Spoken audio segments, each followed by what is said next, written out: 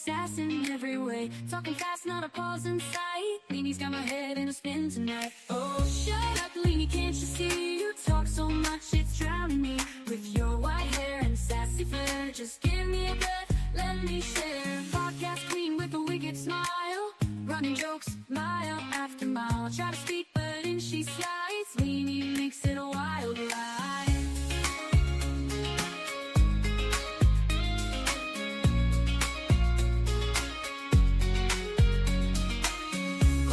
With a wicked smile, running jokes mile after mile. I try to speak, but in she slides. Leanie makes it a wild ride. Oh, shut up, Leanie, can't you see? You talk so much, it's drowning me. With your white hair and sassy flair, just give me a breath, let me share. Oh, Leanie, don't get me wrong, can't imagine life without your song. But girl, you've gotta let me in.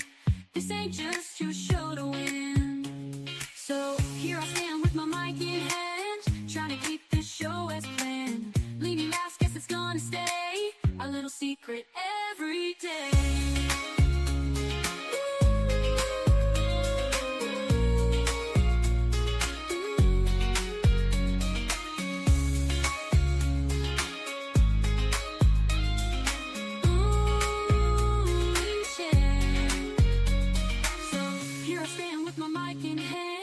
Trying to keep this show as planned. Leanie laughs, guess it's gonna stay a little secret every day. Oh, shut up, Leanie, can't you see? You talk so much, it's drowning me. With your white hair and sassy flair, just give me a breath, let me share. Let me share. Oh, Leanie, don't get me wrong, can't imagine life without your song. But girl, you've gotta let me. This ain't just your show to win.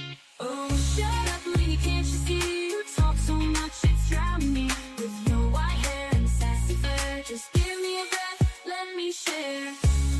Oh, Leanie, don't get me wrong, can't imagine your life without your song. But girl, you've gotta let me. This ain't just your show to win. So here I stand with my mic in hand, trying to keep this show as planned. Leanie laughs, guess it's gonna stay a little secret every day. So here I stand with my mic in hand, trying to keep this show as planned. Leanie laughs, guess it's gonna stay a little secret every day.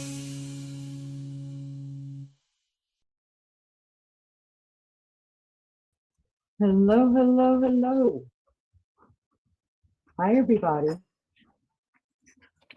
Listen, listen, listen. We got stuff going on here. We got a situation. We got a situation happening here. So it's a whole situation. You guys hear any crazy stuff going in my house? Literally. Okay. Everybody that knows Mr. Joe next door, my favorite elderly person ever.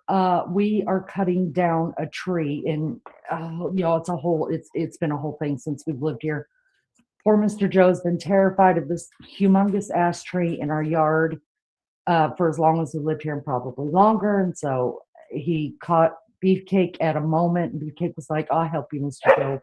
We'll get it cut down." So the man comes to cut down the tree like 10 minutes ago without any warning.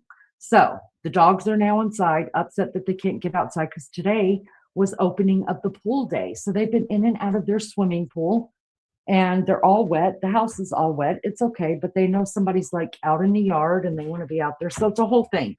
So if the dogs are like having a problem, I'm sorry they're having a problem, but I sit in their living room, and Beefcake will be walking in and out. There's no telling what I was going to go here, you guys. I mean, let's just hope they don't take down my fence or my house.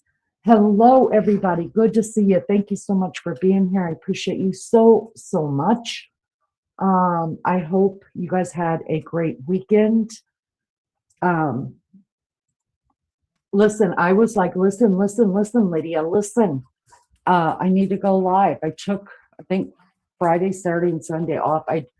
When y'all, that whole thing I'm doing at nighttime with the court case of Letitia Stout. Woof, it's dark.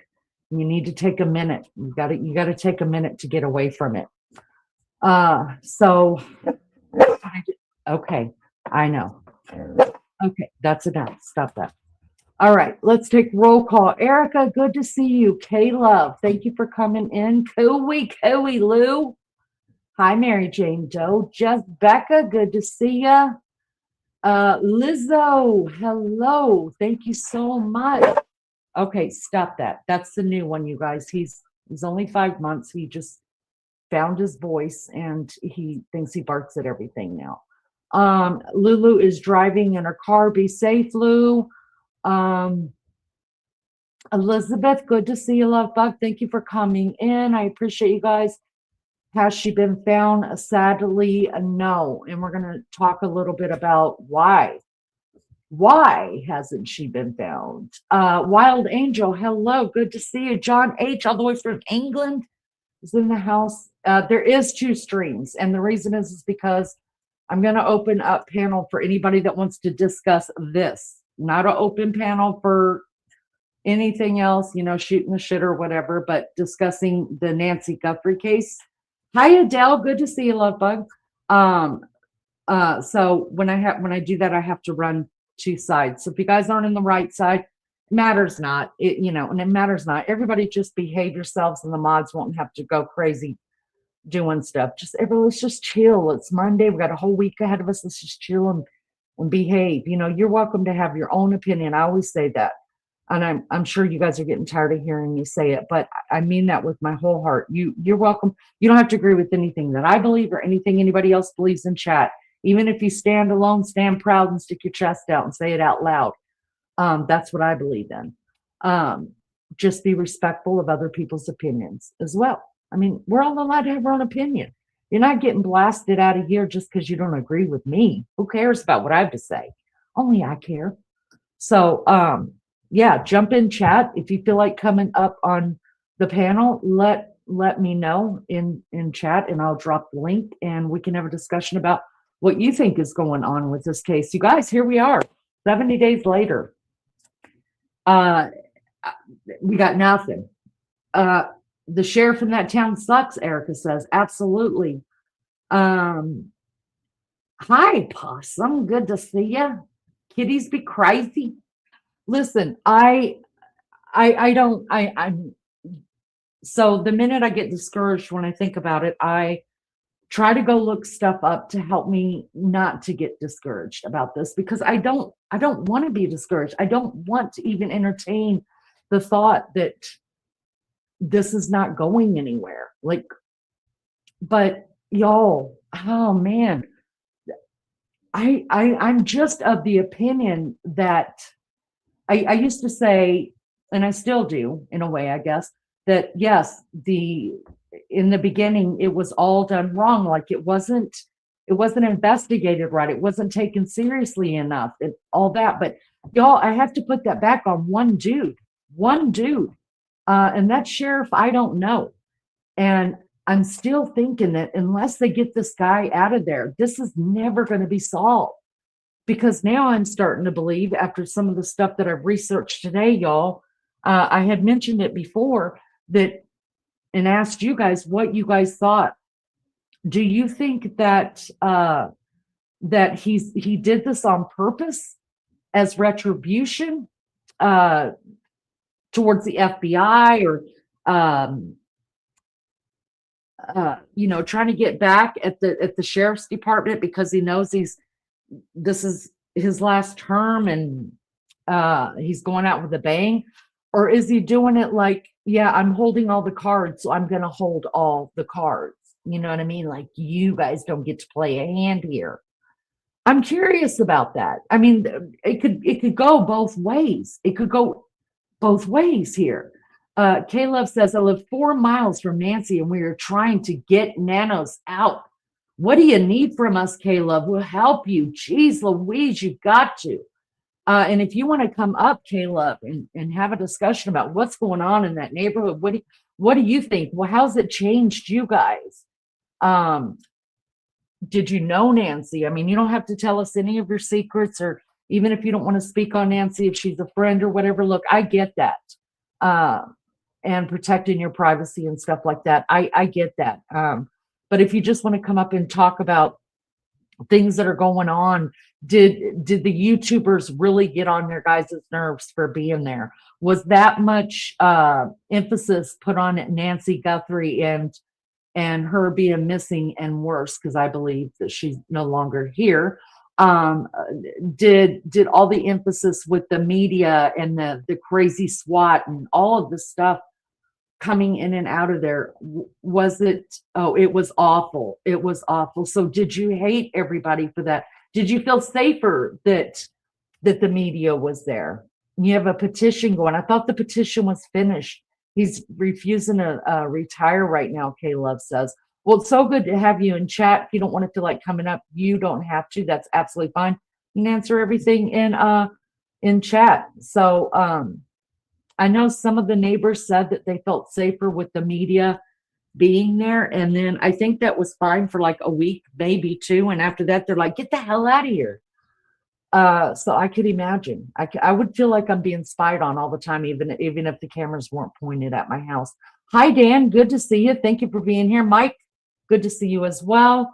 I can't even imagine. My goodness, people just wouldn't go home and wouldn't leave. There was just so many people there, and the crime was no longer there. True.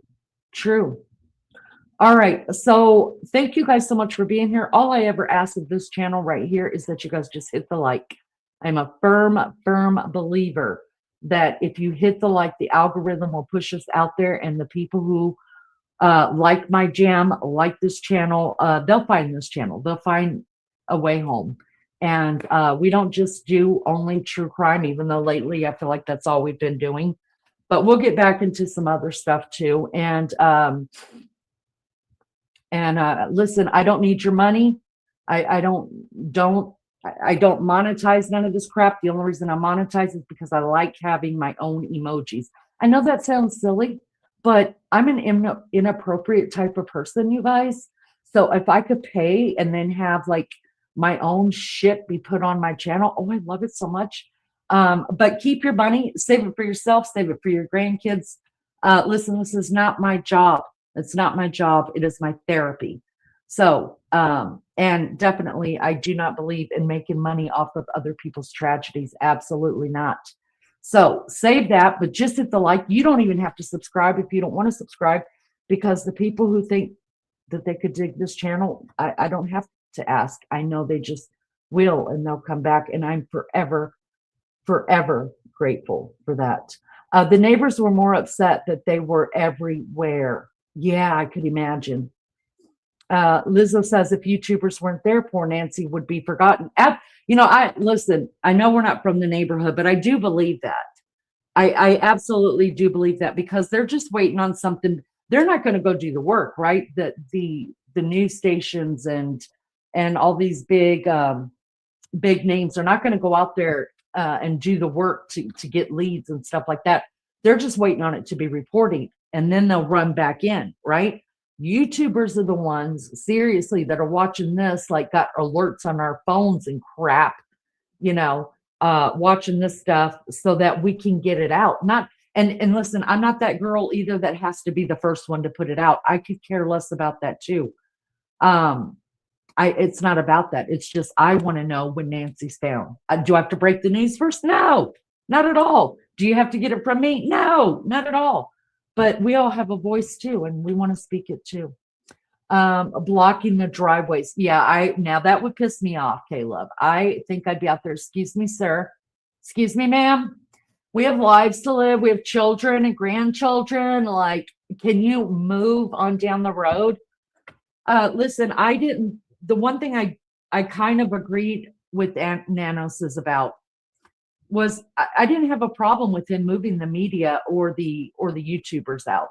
I didn't have a problem with him saying, look, you can no longer park in here. And the reason why I didn't have a problem with that is if it was my neighborhood, I'd be like, my kids can't come out here and ride their bikes anymore. My grandkids can't do it. I'm having trouble getting up and down the street without you guys filming me, without asking me.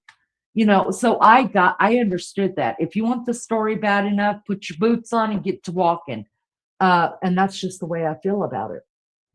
Dan says, could this be an insider job? Dan, I'm going to say, I've been saying it from word go that it is. Now, I could be wrong. And I hope I am wrong. Who wants to even think that a family member could do this to their own? It happens every day. But that's not my first thought I usually go with. Really, it's not. I just usually go with where does everything lead? And unfortunately, the last person that we know of that saw Nancy alive happens to be her son-in-law, and then all the other shit that we know has come with it.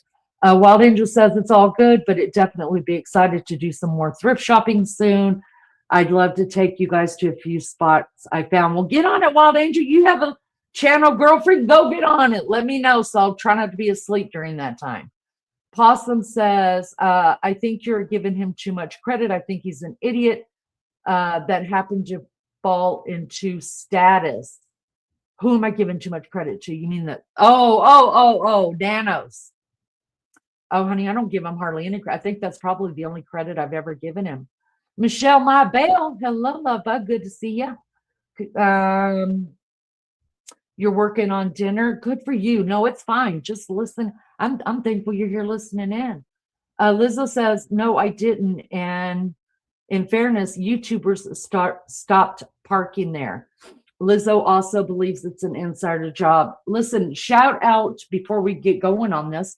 Shout out to my co-host, which is Maggie, you guys.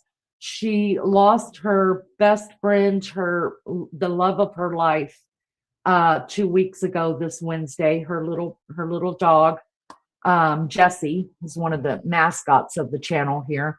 All of our pets, by the way, are our mascots here, and we love our animals. That's one thing that we love about this channel as well. All of us love our animals, and sadly, we've been there through a lot of animal deaths and human deaths, but we've also been there through some great things like welcoming new grandbabies and weddings and such.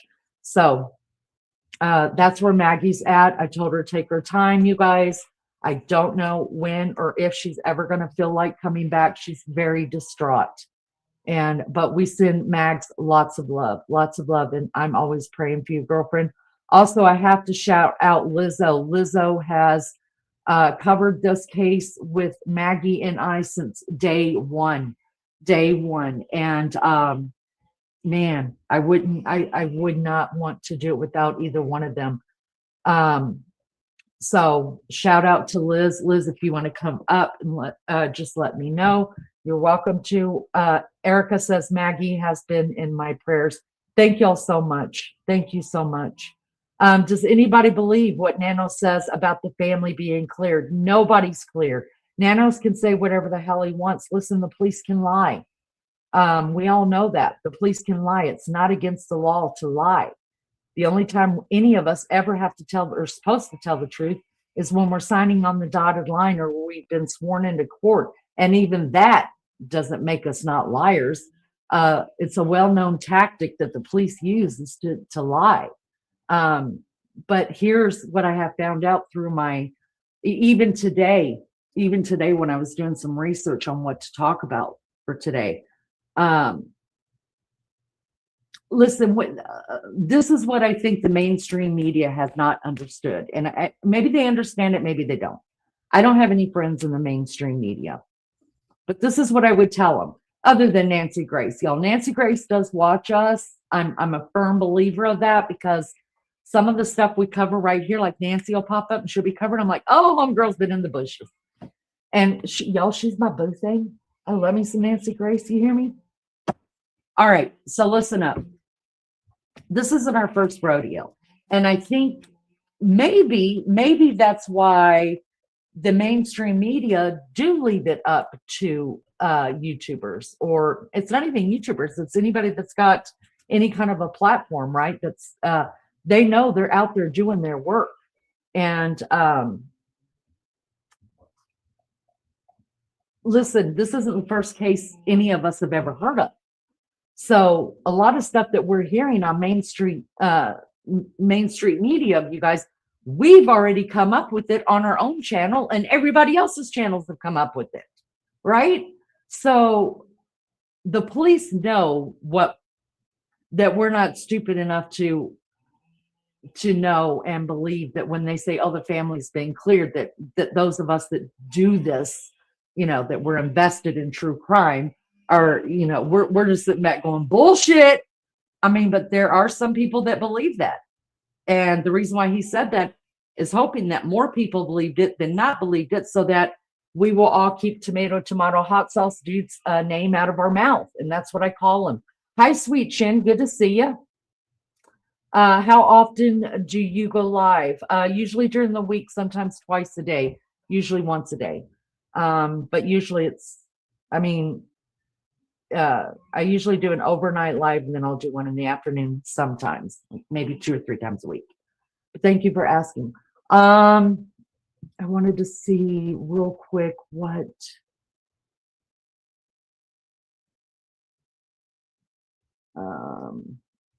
okay. Poor Maggie, have been praying for her. Thank you, Michelle, my belle. Thank you. I know she appreciates it. I know she does. She's struggling, y'all. She's struggling. And if you ever loved a pet that much, you know what she's going through. All right. You know what? We're going to get right into it. We're going to get right into this. Maybe some of you tomato hot sauce dude. That's right, Michelle. I like your lives. What trial are we watching this time around?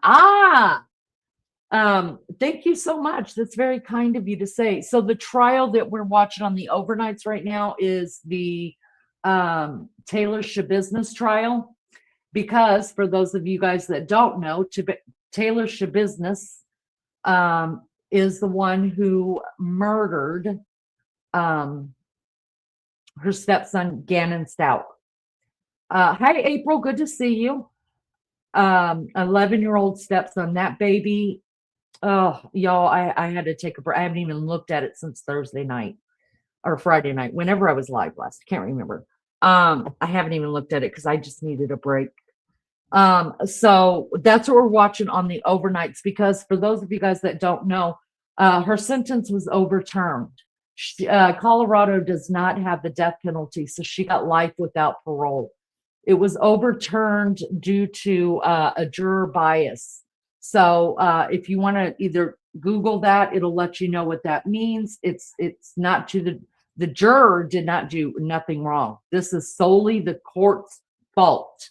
And because of that, Letitia Stout is going back to court, you guys. As of right now, she is not a convicted killer anymore. Let that sink in for a minute. Sweet Gannon and his family, unless she takes a plea, which I don't think she'll ever get off. There's too much, they've got too much against her. She won't get off. But I could see her trying to plead something so that she does not have to go back to court. But that's what we're covering at nighttime. Today, we are covering some more Nancy Guthrie. So thank you guys so much for being here. Do me a favor, hit the thumbs up. I appreciate y'all so much. Not Taylor Shabus. Yeah. Erica says, I lost my baby girl, Egypt, December 5th, 2025. And we're sorry for your loss as well. Caleb says, I bet she's strutting around like she's something special right now. Caleb, I'm right there with you, honey. I agree. She is, because, she thinks she's, oh my gosh, y'all. Like, I just can't. It's something that I understood we needed to do just so we can revisit the case, remind ourselves exactly what Gannon went through, support the family, support Gannon once again, because if this does go to trial, I will be covering it every day. We will be going to trial, or Leaning will be going to trial every day. Not personally, but right here in Indiana. I can't believe the family has to go through all this again. Yes. Wild Angel says this case was completely off, man, completely off. Yes. Fast and prayers, fast and pray. Yes. Prayers for Gannon. Thank you so much for that. All right, guys, let's get into it. Let's get into it. I did not know because, you know, life, that Mr. Pretty Eyes, y'all know exactly who I'm talking about, right? You know who Mr. Pretty Eyes is. Brian Enton, I think he's got the most gorgeous eyes. Anyways, I didn't know he had done a one-on-one sit down with someone who's in the know about the Nancy Guthrie case. Now, did he say anything that we didn't particularly not already know? You know, no. We already knew everything he's going to say. For me to play it again, this is why. Well, I've never played it before, but to play again something we already know is it's nice to hear what we think we know come from somebody who does know. Do you know what I mean? For me, I always feel bad whenever I could possibly be wrong about something and treating someone poorly or having a bad attitude with them when I just really don't know. But that's the vibe I'm getting. That's the feeling I'm getting. But it's always in the back of my mind. What if I'm wrong and I'm just judging these people? So whenever you can get someone who is an eyewitness or right in the thick of things that could tell you the truth about it, and for me, I'm just like, oh, thank you so much. That's all I need to know, that, you know, I'm not being evil to this person. He deserves every bit of it. So that's why I do stuff like this. That's why I pay attention to people who are professionals at this. All right, hold on just a second, you guys. Let me find out where I'm at. Okay, I know where that one's at. Thank you so much. I just need to find out which one of them we're going to play first. Let's play this one first, all right? Y'all hear my dogs in the background. They want to go outside so bad. Okay, let's play this one first. Go back over here. All right. So Fair Use Disclaimer Copyright Act of 1976 gives allowance for this content to be used for purposes of criticism, comment, news reporting, teaching, scholarship, and research. YouTube don't come for us. That scroll in the bottom of my screen, and I'm sure one of my mods will drop that in chat and float it. Thank you so much for that. I appreciate it. Jason says, hello. I'm not making fun of anyone, but this Sally Struthers from All in the Family, best wishes and good luck to the people on this channel. Cool. So you're calling me Sally Struthers? I'm all right with that. I mean, I thought she was funny ass chick. Back in the day, she wasn't ugly. She's just old now. I'm old too, though. Not as old as Sally Struthers, mind you, but I'm old. Like, I'm old. But thank you, Jason. Jason Bender. What says you? Let me see your picture and see who you look like. All right, let's see. Fair Use Disclaimer Copyright Act of 1976 gives allowance for this content to be used for purposes, criticism, comment, news reporting, teaching, scholarship, and research. All right, I am going to pull this one up right now, and this is what we're going to watch. You guys, my source is News Nation, and they titled this Nancy Guthrie's investigators initially believe that she wandered off. Like I said, a lot of stuff that you guys are going to hear is not something that we haven't thought before or maybe heard before, but it's nice when it is confirmed and we've got factual information on it. And I'm all about the factual. Listen, I sit here and think and come up with these theories myself. I go to bed, I lay there, I think about it, theorize everything, come up with my own stuff. But that doesn't mean that it's factual. There's nothing wrong with theorizing. I think to me, the only thing that's wrong is when you know something's factual and you're reporting that it's not, or you're reporting something that you know is not factual at all and you do not disclose that. Do you know what I mean? Like, that's where I think it's wrong. Do I think it's wrong to sit and have a discussion about something we think may have happened. Not at all. Not at all. But if I'm sitting here with someone who knows the case and knows it in and out and is probably in the center of it, I have no right to report something different than what they're saying, unless I just don't fucking believe them, like Sheriff Nanos, because I mean, I know he's supposed to be in the thick of it, but he don't know. He told us he didn't know like 50 million times. So I don't believe him. So I'm just gonna stand on that. I'll fall on that sword if I need to later, but I just don't think I'm gonna, you guys. I think he's trash.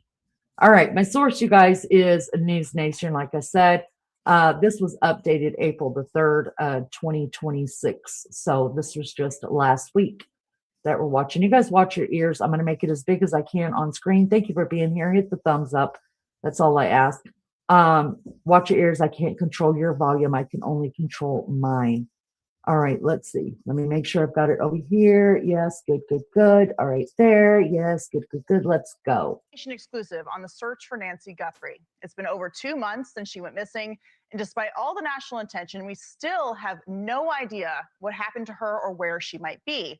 And as more time passes, there's more backlash against Pima County Sheriff Chris Nanos. News Nation just sat down with a source close to the investigation to get a clearer look at how the case was being handled or mishandled from the start. And what we found out truly shocked and saddened us. And it also explains a great deal as to why the effort to bring Nancy home has moved so slowly. We here at News Nation have gone to great lengths to keep the source's identity a secret. They will appear on your screen in shadow, and we've disguised their voice. The voice can be a little hard to listen to, so follow along with the captions on your screen, and trust me, it will be worth it. Here's News Nation senior national correspondent Brian Enton's interview exclusively. What would you say are the biggest mistakes when it comes to the Nancy Guthrie investigation, from what you know? Speaking with some people that actually know the intimate knowledge of this investigation have told me that there was an immediate rush to judgment on what was happening at that scene, and it was that Nancy had somehow wandered off. And so they rushed to that judgment, stayed with that judgment, and then ran the investigation as if this was a search and rescue issue, opposed to a possible criminal issue. From what you know, were the initial people who responded inexperienced? From what I understand, the people that were there on the scene were not 10-year homicide detectives.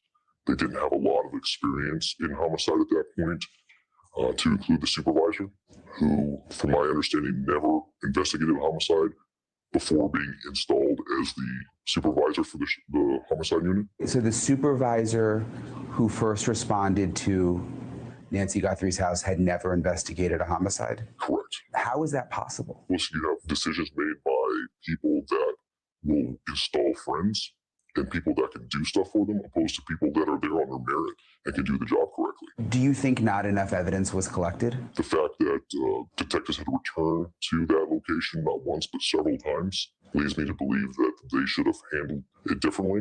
They should have kept the scene secure. Do you get the sense right now that there's anyone that they're seriously looking at? The people I've talked to that are still in the know on this investigation tell me that there's no direct suspect right now, no name on the table. Is that shocking? Not with how the investigation's gone so far.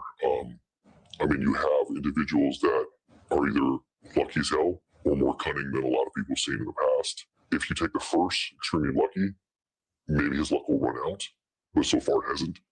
But if you take the second one, that he was extremely cunning, there's a chance that he may have covered his tracks so well that we may not find out what happened right now. Obviously, we're hiding your identity right now because you could get in a lot of trouble for speaking out this way. What would you want to say to the sheriff if you could? I would say that he ruined a great department. It's savable if he steps aside, and I would ask him to step aside. How would you describe morale at the sheriff's office right now? I would say right now it's extremely low. This is the lowest I've seen it.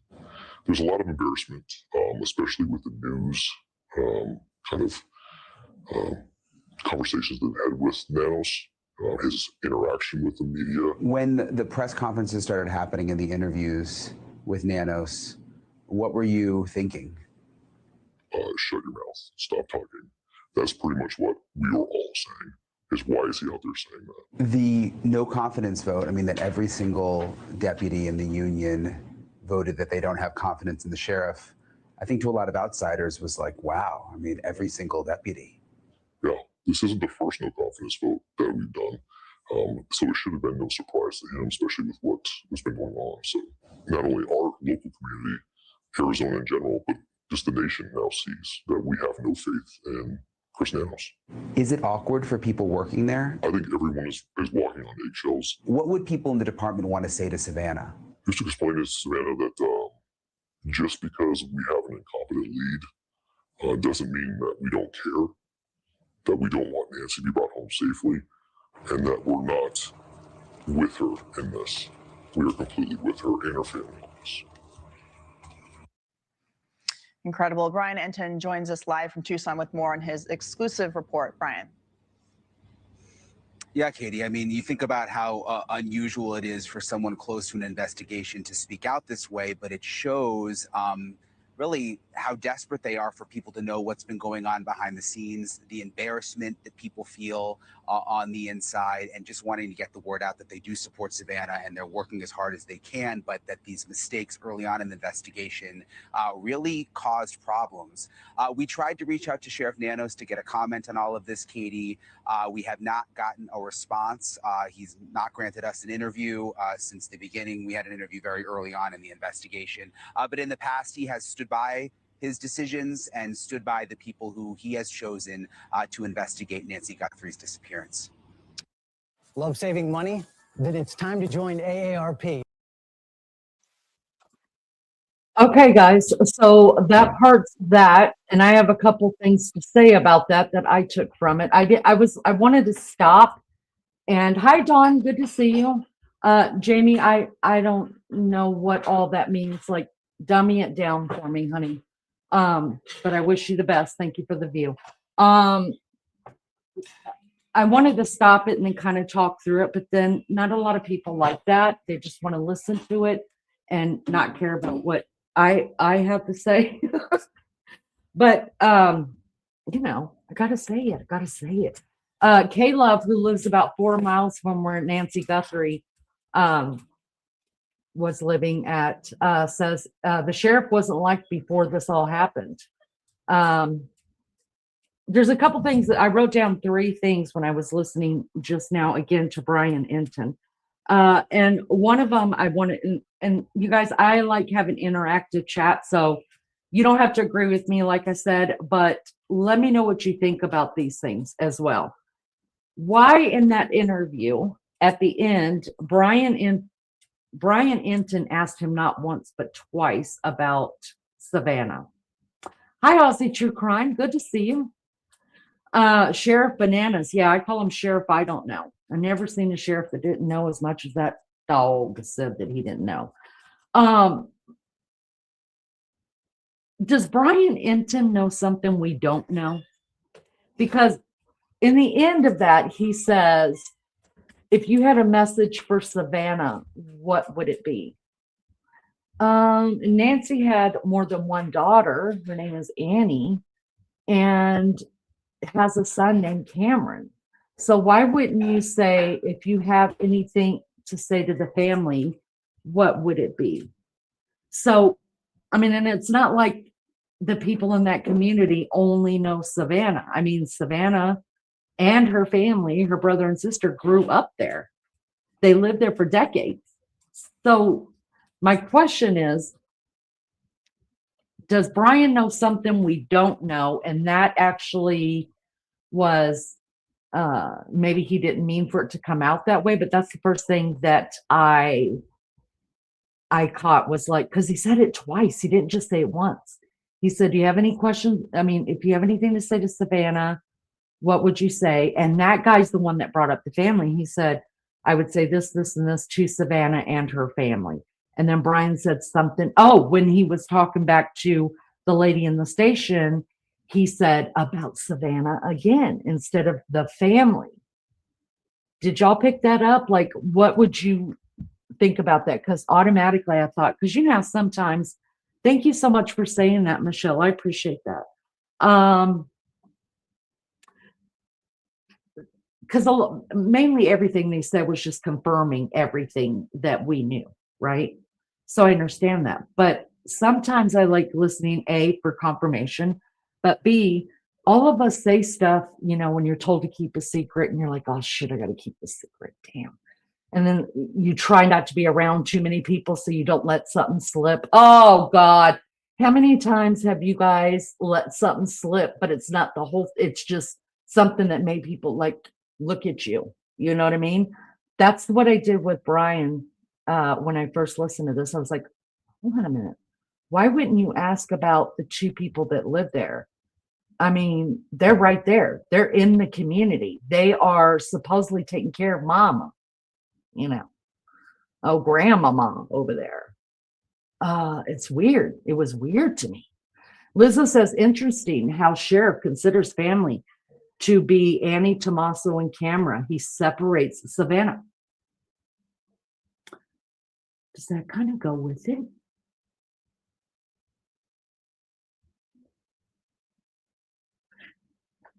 Does that? So there are some of us in this chat that believes the sheriff has either knowledge of or has something to do with this indirectly or directly. By him saying that, Lizzo, when he considers the family, when he talks about Annie and Tommaso, that just makes me think even more so that those people, especially Annie and Tommaso, I totally take, I know some people are looking at Cameron too. I overlook Cameron. Just don't even look into that. To me, it's tomato, hot sauce dude and maybe his wife. But is he buddies? I mean, this would not be the very first crime, you guys, that police help people get off on. You know, they cover for them, right? So, I mean, that's kind of just a different way of flipping it, Lizzo, that maybe Brian knows something and only cares about Savannah because she knows that the brother-in-law or the sister or even the brother or somebody else has something to do with this. And is Nanos only singling them out when he talks because Savannah's the only one that's not in this or involved in this and they're not buddies? Who knows? Still something to think about. Dawn says, I don't think Savannah was involved. I believe she was still in New York when this happened. I still believe Tomato and Annie are involved. I believe Brian probably knows more than we do. Yeah, I do too. That just automatically made me think that. Automatically. Kind of strange. Good point. The family are pulling the strings, Lizzo says. Erica says, well, Annie and Tommaso didn't do a very good job or she wouldn't be missing. Tell it like it is, girlfriend. Tell it like it is. Dawn says, Brian has been really involved in this case and he's probably found out a sheriff behind the scenes. A sheriff is just a nutcase. Amen, amen. Get the nutcracker. Let's go. Liz says, I was watching something last night and can't believe we missed it in his second presser. Well, then you got to get up here and tell us.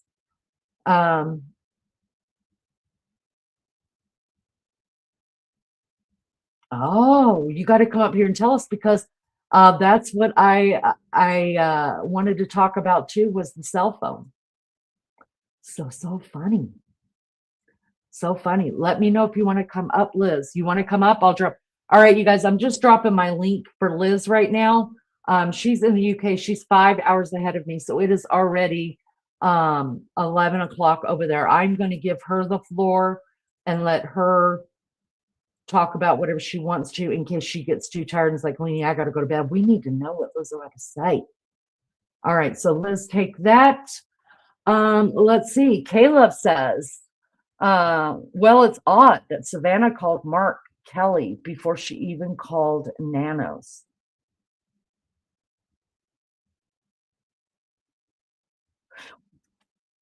I want to know, Caleb, can you find this out for me? You're right there, for the love of God. Did Nanos go to that house right away?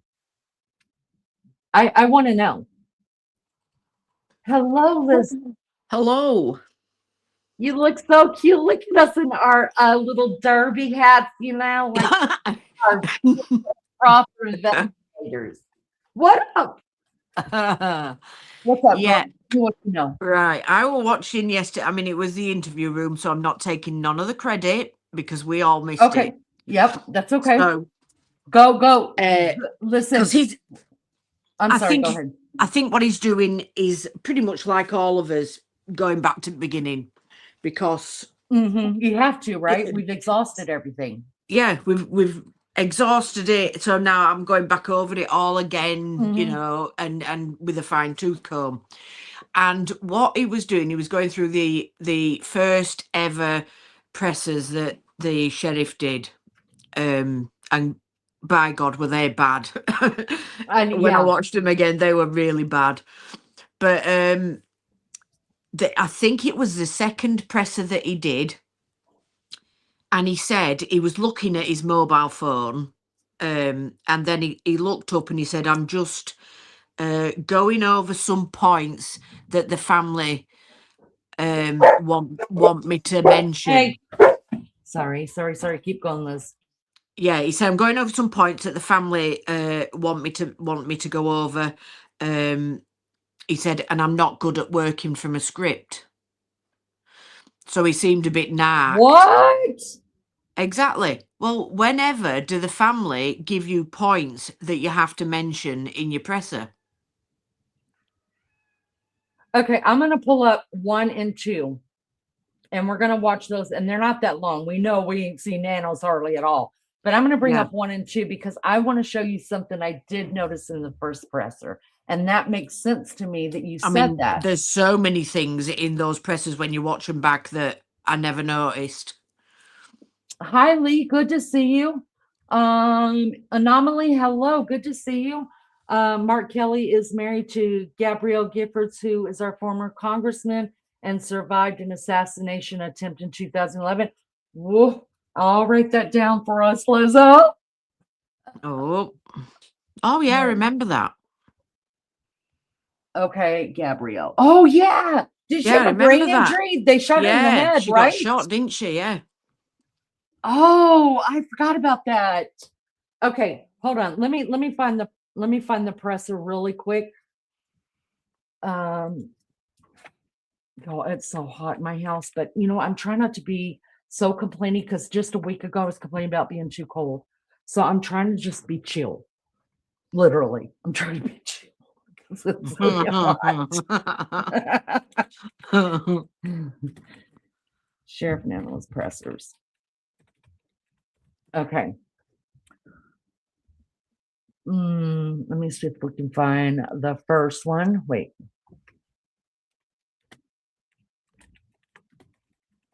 Where he's crying. Oh God. One-on-one. No, we don't want all that. Give me just a second, you guys.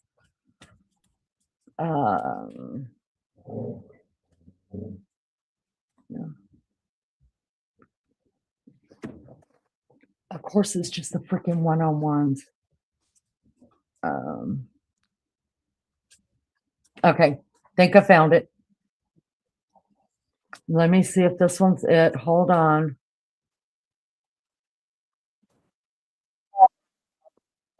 It is terrible.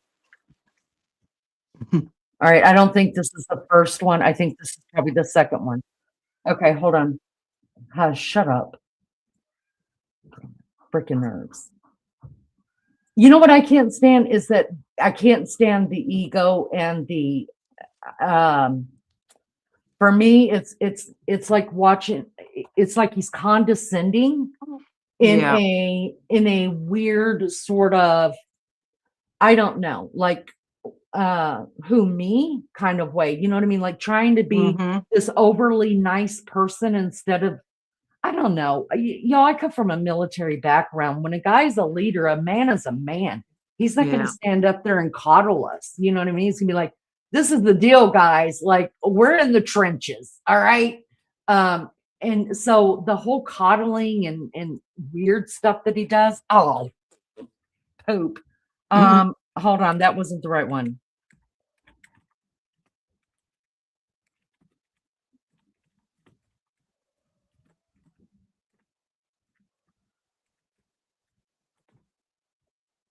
Okay, let's see. I think this is it. Okay, here we go. Here we go, Liz. All right, let me get past. And I am going to speed it up a little bit because, God forbid, nobody needs to listen to as much as he has to say. Okay, the other thing I wanted you to pay attention to is the guy standing behind him. Let me bring it up here real quick. Thank you, guys. FBI fella. Yeah, the FBI. God, Do you his see the way faces. Oh, do you see the way that he's staring at him like, yeah, don't say that. yeah. Oh my God, way he he actually side-eyes him. said that. Yes. Yeah. Yeah, that's what I noticed. Hopefully it's the same one. All right, so can you see my cursor, Lizzo? Yeah. It's Okay. him, the way he This- side-eyes him. Okay, y'all keep it. I mean, we don't need to watch Nanos. We know about his like syrupy bullshit that he's putting out there. I mean, isn't it gross? I mean, it's so Yeah. gross. He's not a man. He's No. like he's like a snake. They can be like, oh, it's so sweet and tender. And then And he gets they're- himself they're- so tied up in knots, he just cannot handle being questioned. He it's because just, he lies yeah. and he's not a good at it. And you can see he's thinking about it. He's trying to think about it before he speaks. You know, how am I going to word this? And he's trying to get round it. You can see the cogs ticking in his head. That cog is ticking in his head, y'all. Yep. In the car park. All right. All right, you guys, our source is coming out of News 4 Tucson. KVOA TV. This is the very first presser that Nanos gave on this, you guys. Oh, I'm sorry we even have to watch this again, but it's important. We got to start. We've been saying that we're going back to the beginning because there's got to be stuff that we've missed. Playback right here. So we'll just go up at least one. But this guy right here in the light blue, this is FBI. You guys watch him throughout this thing. It is so good. Mhm. All right, watch your ears, guys. I can't control your volume. Here we go. I hope you've been kind of informed of the rules. I'm going to try to get as many, if not all of you, an opportunity to ask a question. Get in the Last mic, time I practiced, asshole. It was just kind of chaotic, people yelling. So I'd ask that you just kind of be patient with me, pay attention to the questions asked, because sometimes you guys want to ask the same question twice and you get the same answer. So Look at him up and down. I gotta one quit. question and a follow-up. Okay. But before we get there, I do have some comments. First of all, I want to begin by offering our condolences to our partners at the state Department of Public Safety's tragically lost 2 members last night in a helicopter crash up in northern Arizona. So if you would keep them in your prayers, Colonel Gulliver and his team, I'm sure, would greatly appreciate it. Along the same lines, I think you all saw last night, I'm trying to speak up, not yell. Apparently I talk soft. We saw last night the family, they just hurt, understandably so. And so I really want you to know this entire team here, those behind me, and our community are hurting with you. We really just want Mom back. Okay. Right now, we believe Nancy is still out there. We want her home. Our department, the Sheriff's Department, along with all of our partners at the FBI, have been working around the clock.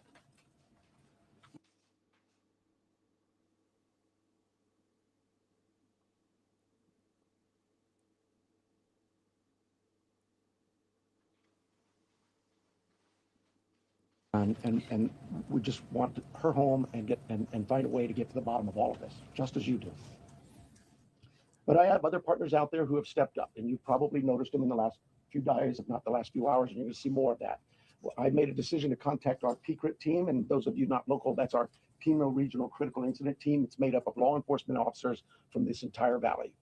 Pasquayaki Police Department, Tucson Police Department, Marana Police Department, Oro Valley Police Department, Pima College Police Department, Tucson International Police Department, Sarita Police Department, so many of them. And they are going to help us tremendously. And that's really done because we have so much in front of us still. And we're hoping that, I know the FBI has committed a very large number of men and women to partner with us, work side by side with us. We go do an interview, they're going to be there with us. We're going to go look at some evidence or process evidence, they're going to be right there with us. We're sharing every piece of information, all the data we can to get this thing solved. And it's important that my partners in law enforcement know and understand their roles, because it is very large, complex investigation with a lot of moving parts.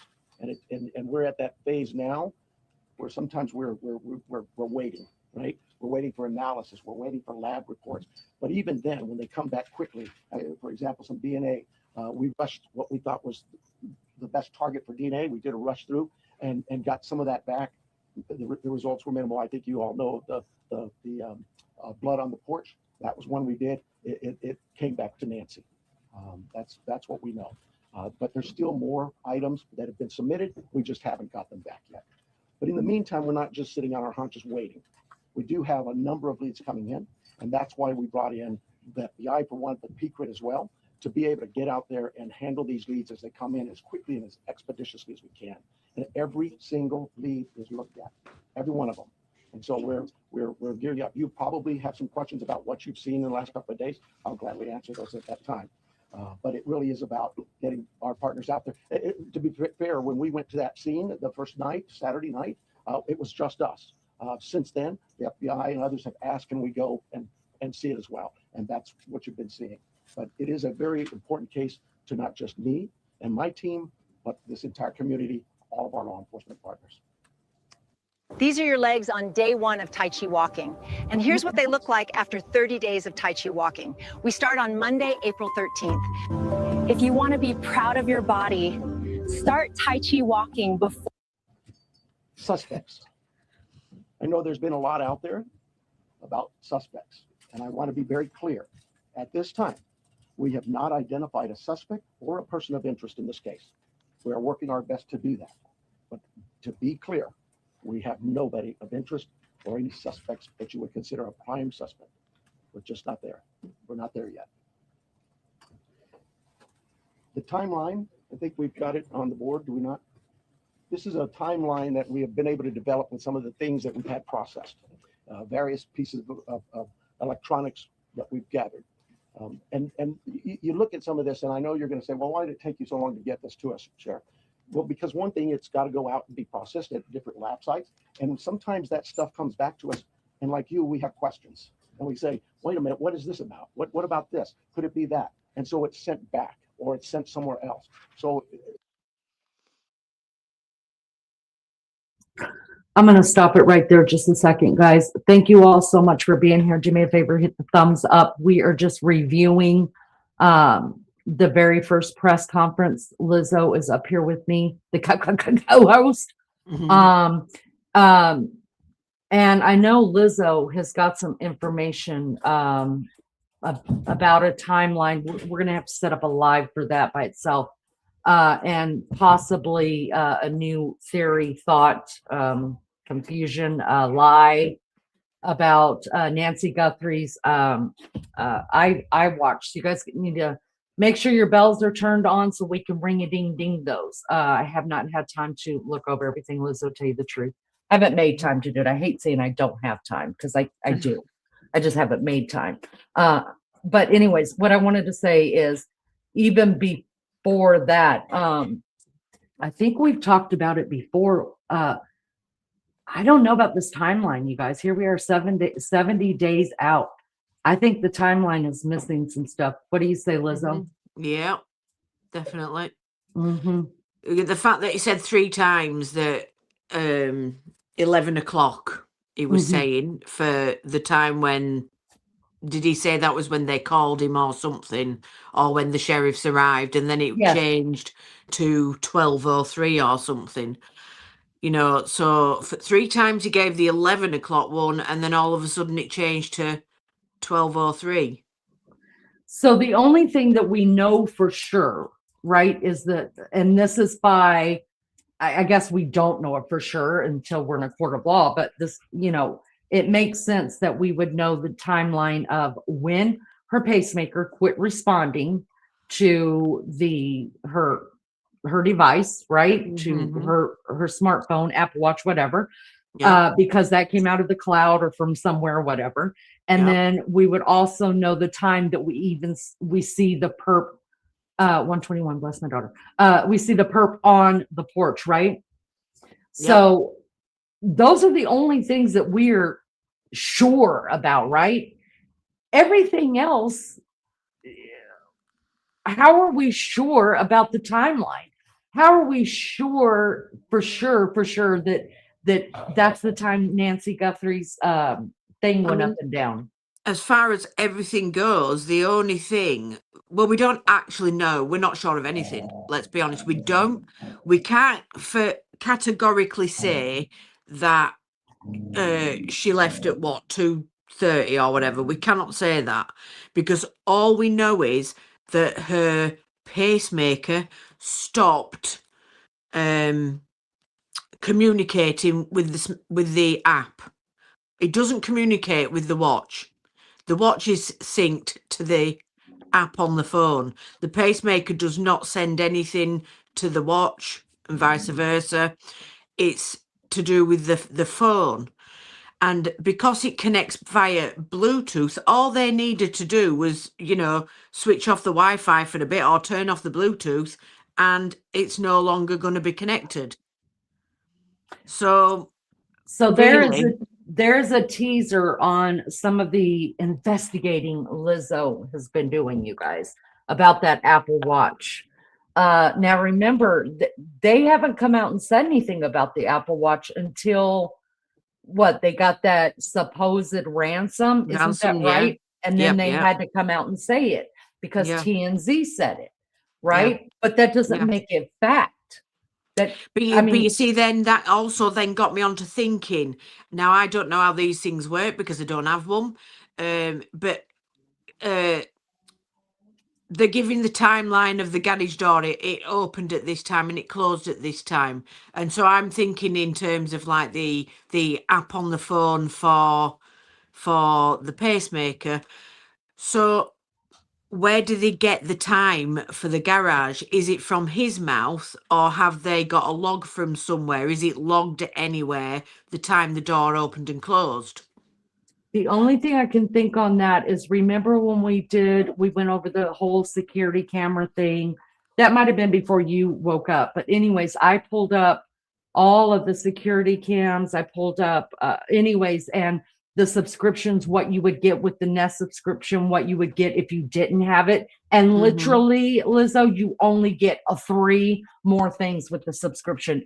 And one of them being 24 hours a day logged into the cloud. All right. Yeah. And the other 2 things are like Mox Nix, like no big deal. So what I'm thinking is the only way they would know is, like you said, either tomato hot sauce dude actually told them, this is the time. Or that the garage door was hooked up to the security, and then that's how we were able to see. They were able to get pictures off the Nest and what time the door opened up and stuff like that. Yeah, because if you just have the basic garage door that was controlled by a key fob and only a key fob, it doesn't store any information whatsoever. No. I think it works differently if you have the app, obviously, because it's on your phone. Yeah. That would keep a log, I would imagine, of when you open and close it.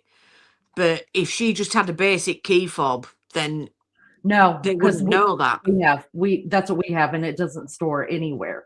And it only makes sense that all her security would be in together, lumped in, but we call it bundling, and it would be bundled together, and it would save you money. So let's keep going with this. Liz, do you have anything else to say about that? No. All right, let's keep going here. And that's happening with all of the things we see, that process, that review, and that questioning of, all right, what is it we're looking at? So I'll go over it with you. You can see it on the board there, but at about 5:32 p.m., these are approximate times. 5:32 p.m., Nancy travels to her local family's home for dinner and playing games with the family, just visiting. At 9:48 p.m., which is very consistent to what we were told by the family, that Nancy was dropped off at home. And we know that because we have a garage door open at approximately, I can't stress that enough, at approximately 9:48 p.m. At 9:50 p.m., that garage door closes. It is that time we assume that Nancy's home and probably going to bed. Sunday morning, early morning at 1:47 a.m., the doorbell camera disconnects. At 2:12 a.m., software detects a person on a camera, but there's no video available. They had no subscription, and therefore it would rewrite itself. It just kind of loops, right, and covers up. That's what our analysis teams have told us. We're not done with that. We'll do all we can, but that's what it says. So it detects a person on a camera. Could that be an animal? I imagine that's possible. We don't know that. We just have no video. But we're not giving up on that. Here's what a whole home water filtration system costs, including installation. Hold on. Tap below to check price. I heard you make a little sound at that because I was thinking the same thing. He straight out told us it was a person, and then he comes back and says, Yeah. Could it be an animal? Yeah, I guess that's a possibility. Yeah, I mean, why? I don't understand why he's trying to throw everybody off all the time. You know, I mean, it's not going to be an animal. You know that she's gone missing, so it's not an animal. Yeah, exactly. Caleb says, and didn't they say that they had cameras inside, but they didn't work? You and Maggie covered that, Yeah, didn't you? yeah. What did you guys come up he with? mentions it about the security inside or something, but then he's just said there that the doorbell camera disconnects. Yeah, like it did, because we hadn't seen the video where the guy's actually fighting with it. Now we know he broke it. I don't think he wanted it. He knew that was going to come up, but he just says it disconnects. Bitch, you know you've been up to that door and it ain't on there. Okay. Yeah. All right. Hi, Penny. Good to see you. Caleb says, I just Googled, you can't sync someone else's pacemaker to your watch. No, you can't. No pacemaker will sync to a watch. It's your watch syncs to your phone. That's it. There you go. All right, let's keep going. There's lots of inconsistencies. And listen, we will be the first to tell you, start over like what we've been doing. We've been going back. We have to. I mean, we've covered everything there is to say. We got to be missing something, even if it's uncovering their freaking lies like we're doing here. But who knows? Who knows? Maybe we just didn't catch a few things. That's why we're doing this right here, because Lizzo found something. So let's just keep going with this, see what it says. Nancy's pacemaker app shows that it was a disconnect from the phone. Ooh. Did you hear it? He did agree with you, Liz. Can you guys hear me? Yep. Let me rewind that, because that's what Lizzo was saying. He said it. Pacemaker app disconnected from the phone. Hold on. Could that be an animal? I imagine it's fuck possible. off. We don't know that. We just have no video. But we're not giving up on that. 228. Nancy's pacemaker app shows that it was a disconnect from the phone. Now, I don't understand what he's saying there. How can the app disconnect from the phone? The app is on the phone. Because it only updates if you're so close to it. Were you in the live where I brought up all the pacemaker stuff too? Just in case nobody, it's not like we don't know what's going on. It's just that Lizzo and Maggie, my co-host, are 5 hours ahead of me. When this all started for the first month, Lizzo and Maggie went live every day about 3 o'clock Eastern Standard Time. And they were doing their own research into it. And then I would do the overnight live on it. So we were pretty much covering everything that came out on it. So it's not like we're not on each other's pages. It's just sometimes we had to sleep, y'all. Hey, Anna B. And sometimes the only time to sleep is when we knew the channel was being covered. What did I just say about that? What were we just talking about? Because he's just said the app disconnected from the phone, but the app's on the phone. So while ever the phone's connected, the app would be connected, unless so you have to be within 20 feet of whatever is monitoring your pacemaker. You have to, that's why her pacemaker. Remember, we were all like, well, why didn't her kids have it? You know, and it's because it only tracks within 20 feet of the app. So that's what it's talking about. But he didn't even say devices. He could have made that so broad, like a very fluid situation. But because somebody else I have heard did say specifically the Apple Watch. Well, That's not what he said. No, he Yeah. didn't say it there. He could have made that real broad. He could have made it real broad, but he specifically said it disconnected from her phone. But So, what he should have made very clear is that is not an indication, though, that that is when she was taken or when she left, because all that means is they could have turned the Bluetooth off. And that's what we're talking about, the timeline. We think there's stuff missing out of this timeline. And what other cases have we followed? Hi, Anna B. What other cases have we followed, Lizzo, that the timeline throughout a couple of days ends up changing? They'll add something in, they take something out whenever they get more information, like cell phone information or video camera. Our timeline in this has never changed. Yeah, that's unrealistic, especially when you got a man standing here saying, I want to make sure you understand these are approximate times. All right, sir, well, we get you. But now we're over 70 days into this. We need a different timeline, because that's bullshit.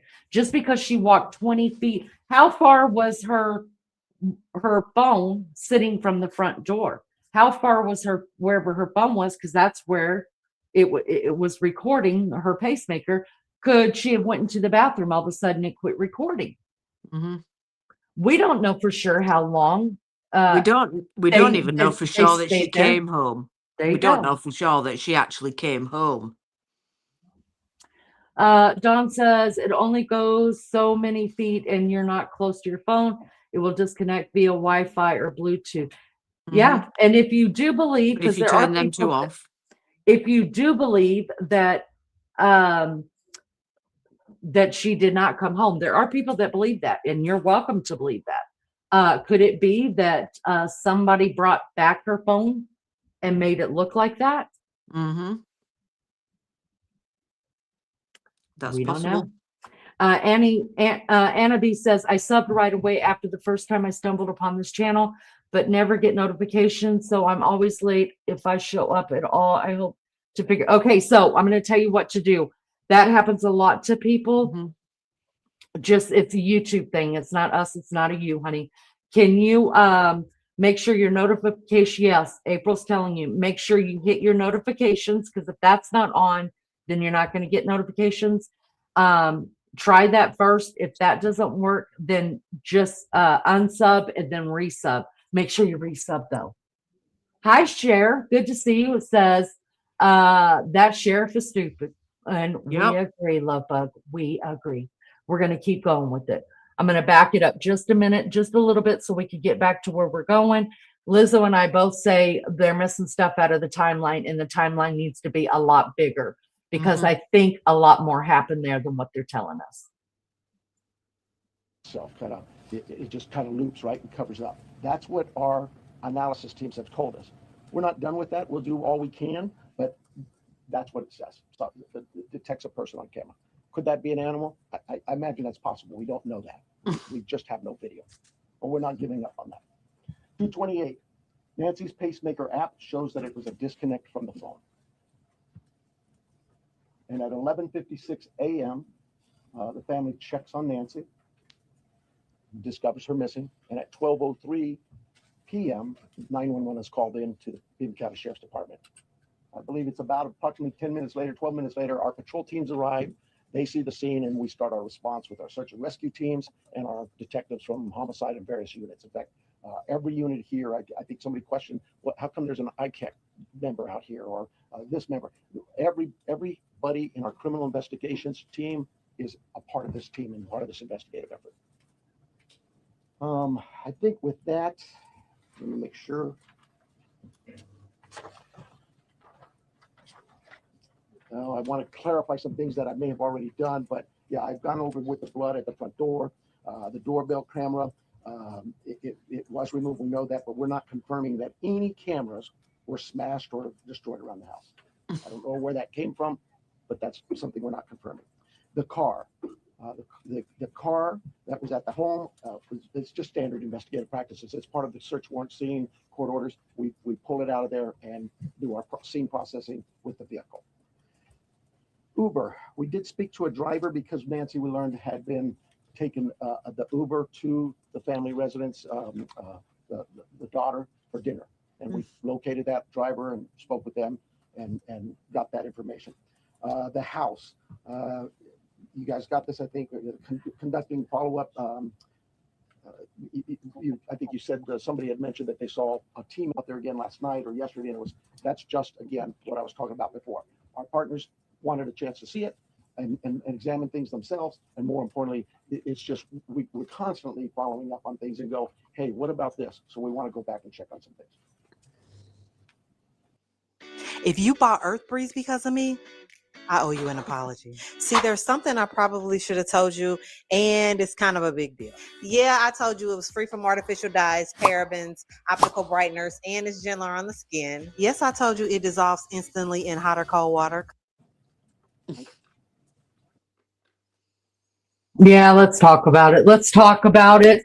Hi, Mary. We are just reviewing over again. For those of you that just tuned in, we're just we're starting from the beginning. So we're looking at all the pressers again because we have found out and out lies, straight out lies from this man. And we're just trying to listen to his words. And I mean, it's like he talked about, yes, her app quit connecting. And the last sighting we saw, it could have been a human, but maybe it was a human, but maybe it was an animal. And then he told us about the camera was disconnected at a certain time. I'm not talking about her pacemaker. And then just now he says, we know the camera was taken off, but we don't know about any other cameras. We don't know where that's coming from. Well, you dumbass. I'll tell you where it's coming. He says, we're not going to confirm whether the cameras were smashed. I don't know where you've got that from. Well, maybe because we could see them. Yeah, exactly. Yeah, you know, we just zoom in. It's right there, you dumbass. I mean, did you not get it? People are droning over and over everything. Hey, there's a broken camera over here. Y'all want to come and get it? Come and get the broken camera. Oh God. Good night, Possum. So good to see you. Cher says, be cool to see what the FBI is thinking, why this guy is talking.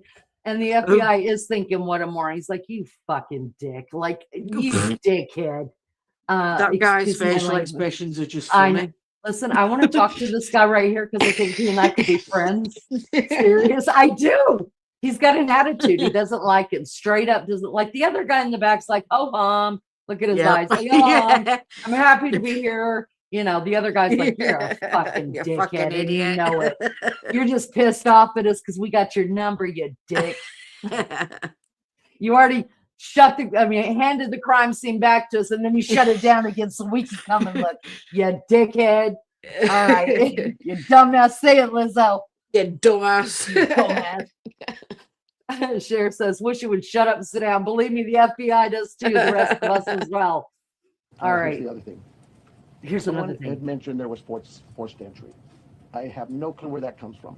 We have been very consistent. We are not discussing that at all. Whether it's forced entry or not forced entry, that is something we're just not discussing. So I don't know where anybody got that information. Couldn't you just said that in the beginning? Because you said you don't know where it came from, and now we're not discussing it.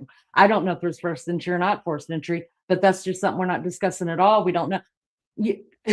I need to stop because I could critique every other word that comes from this moron's mouth. And he this does dude know. right He's going, oh, I don't know. Well, he were there, wasn't he? Or somebody were there, so he must know. It's the lies. He didn't bother going until the FBI said, I think we'd like to take a look. And he's like, oh, shit. Now I got to put on uniform again? Damn. And, you know, he hadn't been there till the FBI went in there. And this guy right here, y'all, this is something good to look at. The more I look at him and the more shitty he looks at this, the more I'm attracted to him. Hi, fella. Oh, I'm going to have to stop this dude right here. I'm going to tell you that right now. All right, let's keep going. Let me shut the hell.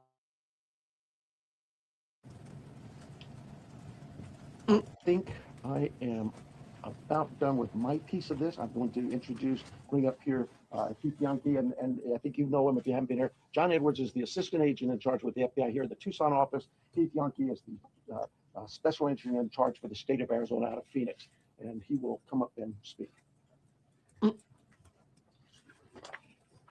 Thank you, Sheriff.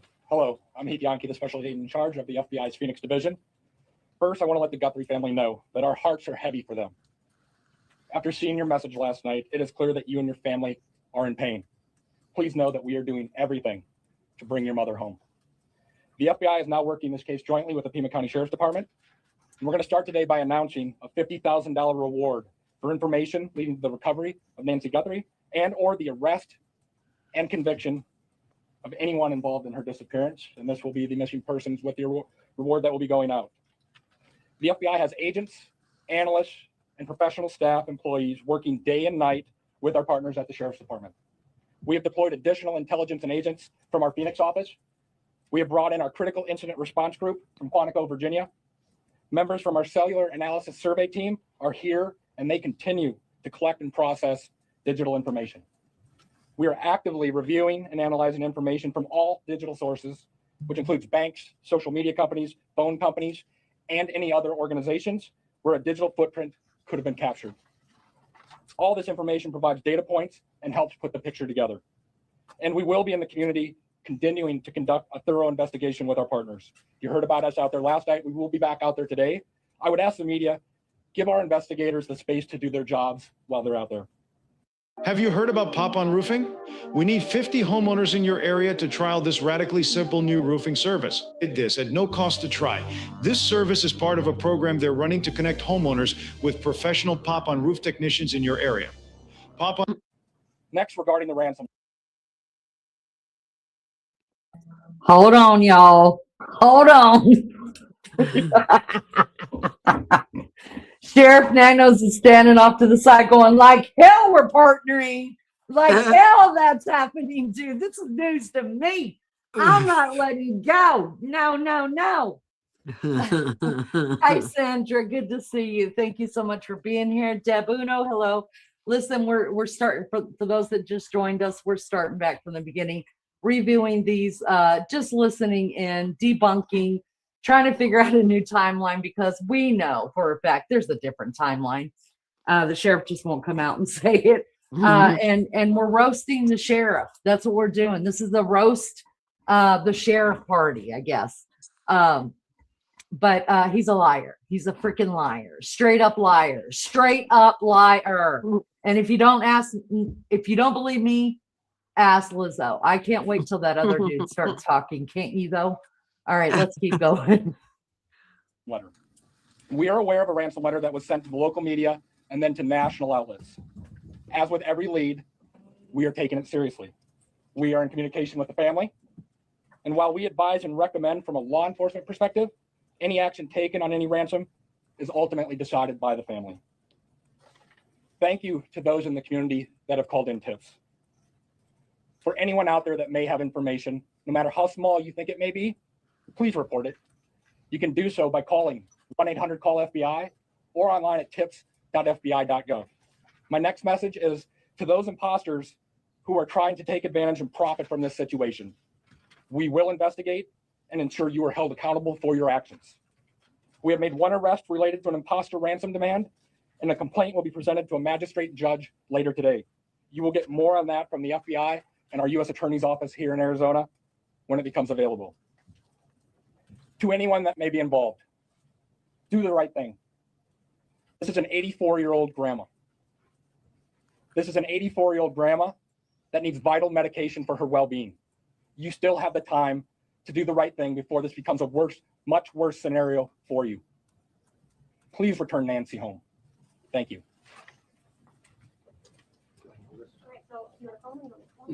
Okay, so the first person we're going to start with the list is going to be NBC National, Liz Price. Right here. Can you walk us through that timeline from when you believe, if you look at this here, from 147 to 228, what you think happened there, and what particular software would have detected somebody on camera? I don't. I know we know the software that was there, but I'm not. I'm sorry, I'm just not in the weeds. So, I know that. Think of your doorbell cameras. Somebody walks up. My wife's. If I walk up, she gets an alert, and it's usually something like that. A person's detected. So to understand then the follow-up, one, does that mean that it was about a 45-minute span that the suspect or suspects would have been on the property? And then also, does this essentially mean that you've cooperated with the tech companies and you can officially say that no surveillance video is available from the home? We know that the tech company that we sent that camera off to, yes, they've said they've run out of ways to recover any video. Next person's going to be ABC News, Aaron Katersky. Liar. Yeah, I'm sorry. Was what 45 minutes? Can we say it's about a 45-minute span that somebody would have been on the phone? Go ahead, Liz. Break it down, sister. Liar. You saw the FBI guy look at the other guy side-eyeing him because they were the ones that released the video footage, not him. That's right. Look at him. Look at him right there. He's like, what the fuck? Yeah, he's going, there's no way we can get, no, we can't get anything from those. And he side-eyed him because they were the ones, the FBI, that released it. Sheriff says the sheriff is a joke. Hi, Jen. Jen's like clown. And a sheriff says we voted this clown in sheriff. Well, it wasn't us, honey, because we're not over there. You know, I'm in Indiana. Lizzo's hanging out in the UK, y'all. Listen, I love that dude in the back. He's like, who the hell does this guy think he is? Like, who is he kidding? That frown, that scowling just gets worse. He's like, doesn't he know the whole YouTube world is watching this and he looks like a piece of shit?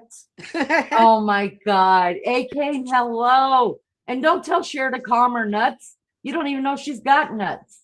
Don't come in here doing all that, AK. I don't want to have to roast you like we're doing the sheriff right here. All right. Be nice or get out. All right, let's keep going. Then from 147 to 228. Yeah, I think those times speak for themselves, and it is about okay. Those are approximates. So yes. I'm sorry. Who was next? Did you say? Hi, Sheriff. Thanks very much. Is there information that you are purposefully withholding because of the active investigation that might be leading you in a particular direction? You know, this is no different than any criminal investigation that we conduct here. Law enforcement Liar. Conducted investigations. That's why the sheriff speaks on it, right? I mean, the president, like any other one. Always mindful of what it is that's in front of us and what we should release and can release. There's legal guidelines that guide us, but there's also strategy too. So, you know, I'll leave that for you to determine. Now that you are having such an injection of manpower from the FEMA critical incident team and the FBI, were you slow to bring that in at the outset? Should all of these resources been brought to bear sooner? I guess you know, it's Monday morning quarterbacking. I do it all the time, so you have the opportunity to do it for me. I'll take that hit. CBS News, Jonathan Migliotti. Sheriff, over here, has there been any proof of life, and has there been any sign of life?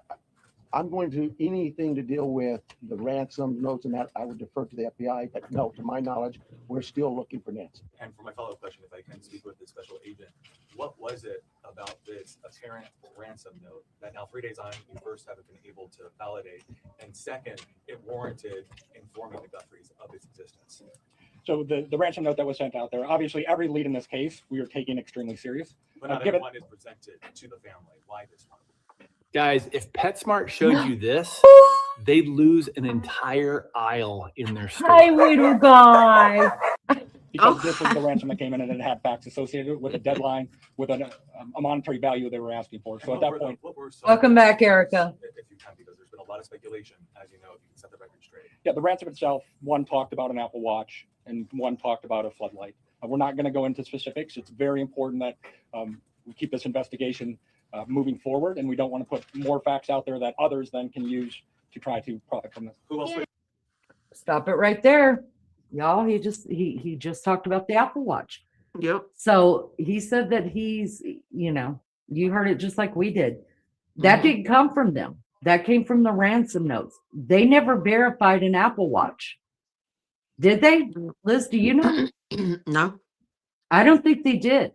We're over halfway done with this one, and I'm going to start the second one. But I don't think we've even heard Apple Watch out of any law enforcement's mouths, which makes a lot of sense after what Lizzo has found out about it not being able to connect to an Apple Watch, that it would connect through the phone.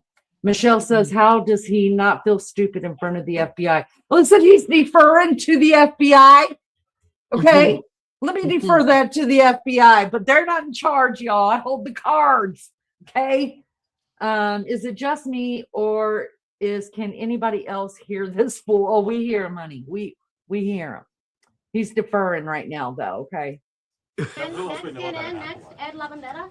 Hey, Agent, I want to follow up with you real quick on that. There have been, as far as we know, I think 3 ransom notes so far, 1 arrest. Are they all different? Or do you think there's different authors behind all of them? Or so the one that went to the media is the one we were currently investigating and working on. The imposter that I talked about, where an arrest was made early this morning, that there'll be more information. We believe there's no evidence to connect this to Nancy's case. It was someone that was trying to profit from it, a total imposter. And Sheriff, you started off the press conference by saying you believe that Nancy is still out there. Do you have reason to believe that she's still out there alive, or are you fearful of the worst case scenario here? Let's defer to the FBI. Well, I'm certainly fearful of that. I think we all are. But it is we operate from a position that until we know she's out there, she's alive, and we're going to continue thinking that way until we find her. Fox Digital, Mike Reese. Yeah, sir. Mike Rose from Fox Digital. Sheriff, you said you've identified no suspects. Have you ruled out anyone she was with on Saturday night? You know, we've talked to so many. I'm sure that my investigators have feelings about this one's clear or this one isn't. But no, I wouldn't say anybody's ruled out yet, because what if I rule you out and then later I learn something else? No. So, but yeah, then you rule them out. Reporting of a forced entry came from. Do we know how whoever did this got into her house? That I would not discuss with you anyway. Fox News, Paul Morrow. Question for Agent Edwards. Now, do you guys remember all the one-on-one that he did? And I started calling him Sheriff. I don't know. Remember that? Mm-hmm. Do you hear how he just answered that? He said, I would not discuss that with you. Mm-hmm. That's all, instead of saying all them I don't knows, that's what he should have been saying. Yeah. Agent Edwards, will Bureau be submitting the DNA for investigative genealogical investigation relative to maybe getting? Come on up, Big Daddy. I would say the DNA aspect of this case is being handled by the Pima County Sheriff's Department right now. However, should we get to that point, yes, that would be an option for the FBI to assist. And a quick follow-up, does the ransom note that you're working establish any communication protocols in it? No, it does not. And that is what I think is important, that if someone has Nancy and is demanding ransom, that there is communication with the family. We talked about has been no proof of life, and there was no other demands within that letter. So they're still waiting for communication. ABC affiliate. There was something I was going to say about that, Lizzo. What he just when this guy came up and talked about it, he said when they asked him about the DNA and how long it would come back, you guys heard him say that's in the hands of the sheriff's department. It has never not been in the hands of the sheriff's department, because we know that the sheriff's department and the FBI wanted to use 2 different FBI wanted to send it to Quantico, but and Nanos got in there too quick and sent it to Florida, and they had no idea he'd already done that. That's right. That's right. So, and nothing's been changed that we know of since then. Ashley Holden. Yeah, right here, Ashley Holden. When you say the doorbell camera was disconnected, do you believe that camera was taken? We do not have it in our possession. We've not located it.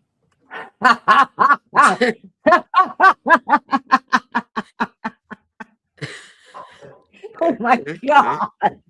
That's not what she asked. You dumbass.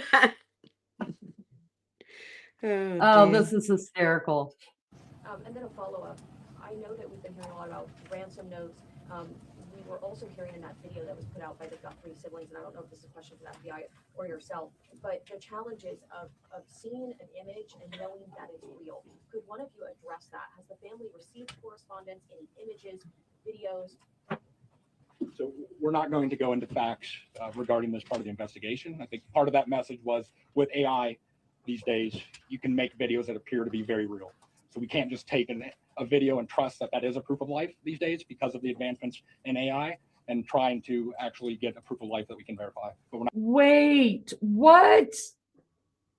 Were they just asking them if they had an image or a video of Nancy being taken? Hold on, wait, I'm going to rewind that. Is that what they hold on?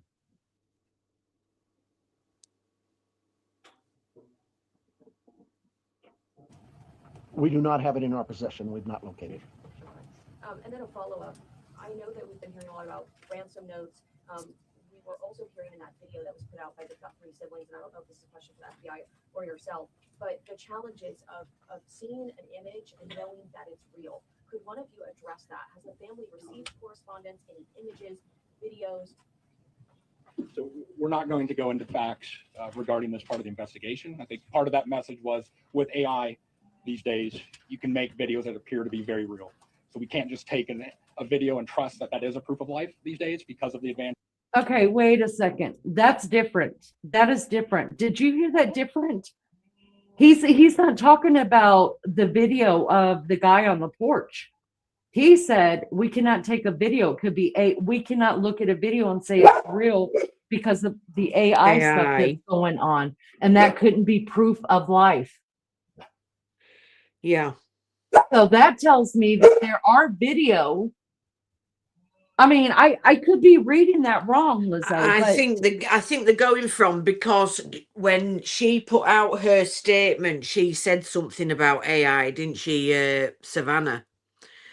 When she was asking them about proof of life, you know, about paying the ransom and proof of life, she mentioned something about that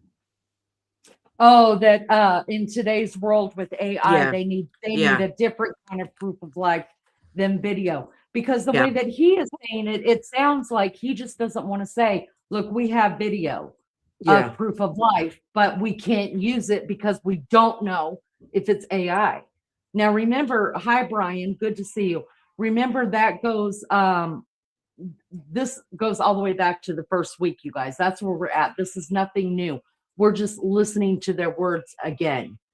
But I don't know. I just feel like, and we've always said they've got more video than what they're giving us. They've got more pictures than what they're giving us, as well they should, right? There's stuff that we shouldn't know about quite yet. Brain says, oh my gosh, you don't think they can tell? They can tell if it's AI or not. They have software that can tell if your kids use AI to do a project. Good catch, Annabee says. They can tell my son is a software engineer, works with AI, he knows it or not. They can figure that out. Caleb said, I heard rumblings around town about a video, but you never know what's true. Okay, I think they've got it. Who's to say that at the moment that we see the guy on the porch, that they hadn't already taken Nancy out of the house? Yep. I mean, they could have both, they could have already taken Nancy out of that house, and then they're like, damn, we got to go get the camera. That's what we're talking about timeline here. We don't know everything, but I want to listen to that one more time, all the way, just that part all the way through again. I won't back it up too much, you guys. I just want to hear. With AI these days, you can make videos that appear to be very real. So we can't just take a video and trust that that is a proof of life these days because of the advancements in AI and trying to actually get a proof of life that we can verify. But we're not going to go into anything the family may or may not have received. The family may or may not have seen. I'm telling you, somebody sent him a video. Somebody, he didn't deny it. He didn't confirm it. I'm telling you, he knows how to work the public. They got a video, you guys. I bet you they've gotten more than one. How much you want to bet? The scary thing to me is Savannah went back to work. We know that there were 4 different videos that Savannah put out, not including the one that her brother did. We could tell from the first to the second one, something was still, she was completely still talking, not to us, but to the supposed kidnappers. By the third video, we could tell something had drastically changed. They understood. I mean, it was all kind of in code, like it was just weird. And by the fourth one, she was basically saying, we know she's dead. The scary part, Lizzo, for me, is that they got video of both. They received video of her being alive, maybe taken out of the house or whatever. And then they got video of her death. or just her being dead. And maybe that's why it was easier for Savannah to go back to work, because at this point, what is she going to do sitting there? Yeah. He didn't confirm or deny it. That tells me that they got video. I don't know what, but they got video. Patterson? So in regards to a timeline on that ransom note, is that being an impact in your investigation? Are we nearing that timeline? I'm sorry, one more time. So in regards to the timeline in the ransom note, are we nearing that timeline? And is that playing a part in the investigation? We're not going to go again into specifics of that part of the investigation with the ransom note, other than what we've put out there. We've been transparent. We're talking about, we are working that ransom demand, but we don't want to go anything further than that could impact any opportunities. So, and is there any additional physical evidence at the crime scene other than the technology that you guys are using for this timeline? Is there anything else that's helping you guys other than really the technology? Well, I think I said on day one is that it's technology that's going to really help us solve this case. But no, I mean, you know, we did do a process of that scene for biological evidence. So we're still hopeful that maybe something will show up there as well. Mm.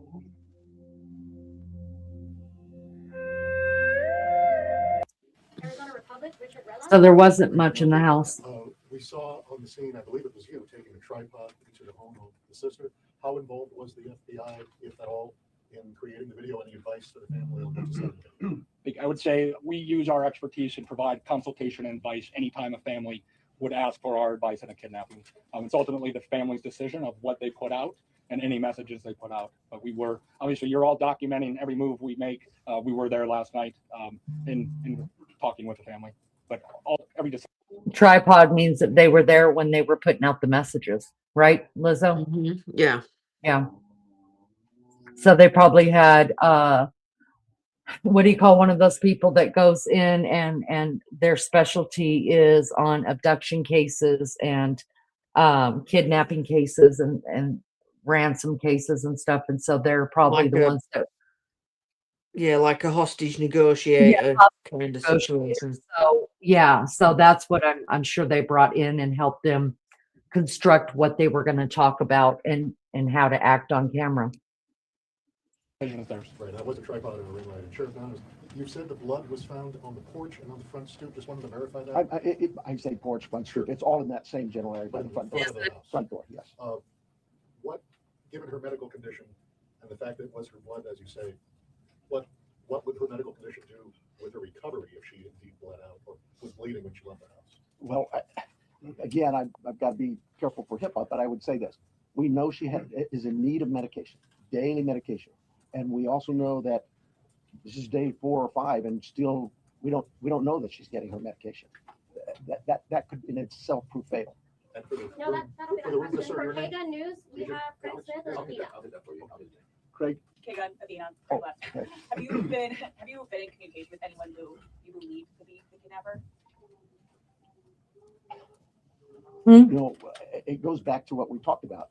Nobody's eliminated, but we just really don't. Ooh, whoa. I'm going to rewind that just a minute. Did you guys hear what she asked him? She said, have you been in contact with anyone who, how did she word it? Have you been in contact with anybody who could be the suspect or could be the person you're looking for, something like that? Let's and look at the way the FBI looks over at him, and let's look at his reaction to it again.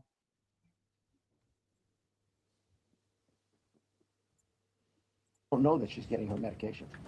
That could in itself prove fatal. And for the No, that'll be for the room to question. serve For your name. KGUN News, we have Craig Smith and I'll do Athena. that for you. I'll do that. Craig. KGUN, Athena. Oh, okay. Have you been in communication with anyone who you believe to be the kidnapper? Oh, did you see that? Did you see the guy's eyebrows? This guy right here. Yeah. All right, I'm gonna just play it back just a little bit again. Watch this FBI guy right here. And I've not seen him lift. Listen, I'm watching the whole time. He's good looking. I haven't seen him lift his eyes on anything. I've seen him side eyeing, and I've seen him like having what the fuck moments. But this one, pay attention. Don't know that she's getting her medication. That could in itself prove fatal. No, that'll be my question. For K-Gun News, we have Craig Smith or Athena. I'll do that for you. I'll do that. Craig? K-Gun, Athena, Craig left. Have you been in communication with anyone who you believe could be the kidnapper? Wow. You know, it goes back to what we talked about. Nobody's eliminated, but we just really don't have enough to say, this is our suspect, this is our guy, we know, or our gal. We just don't know that.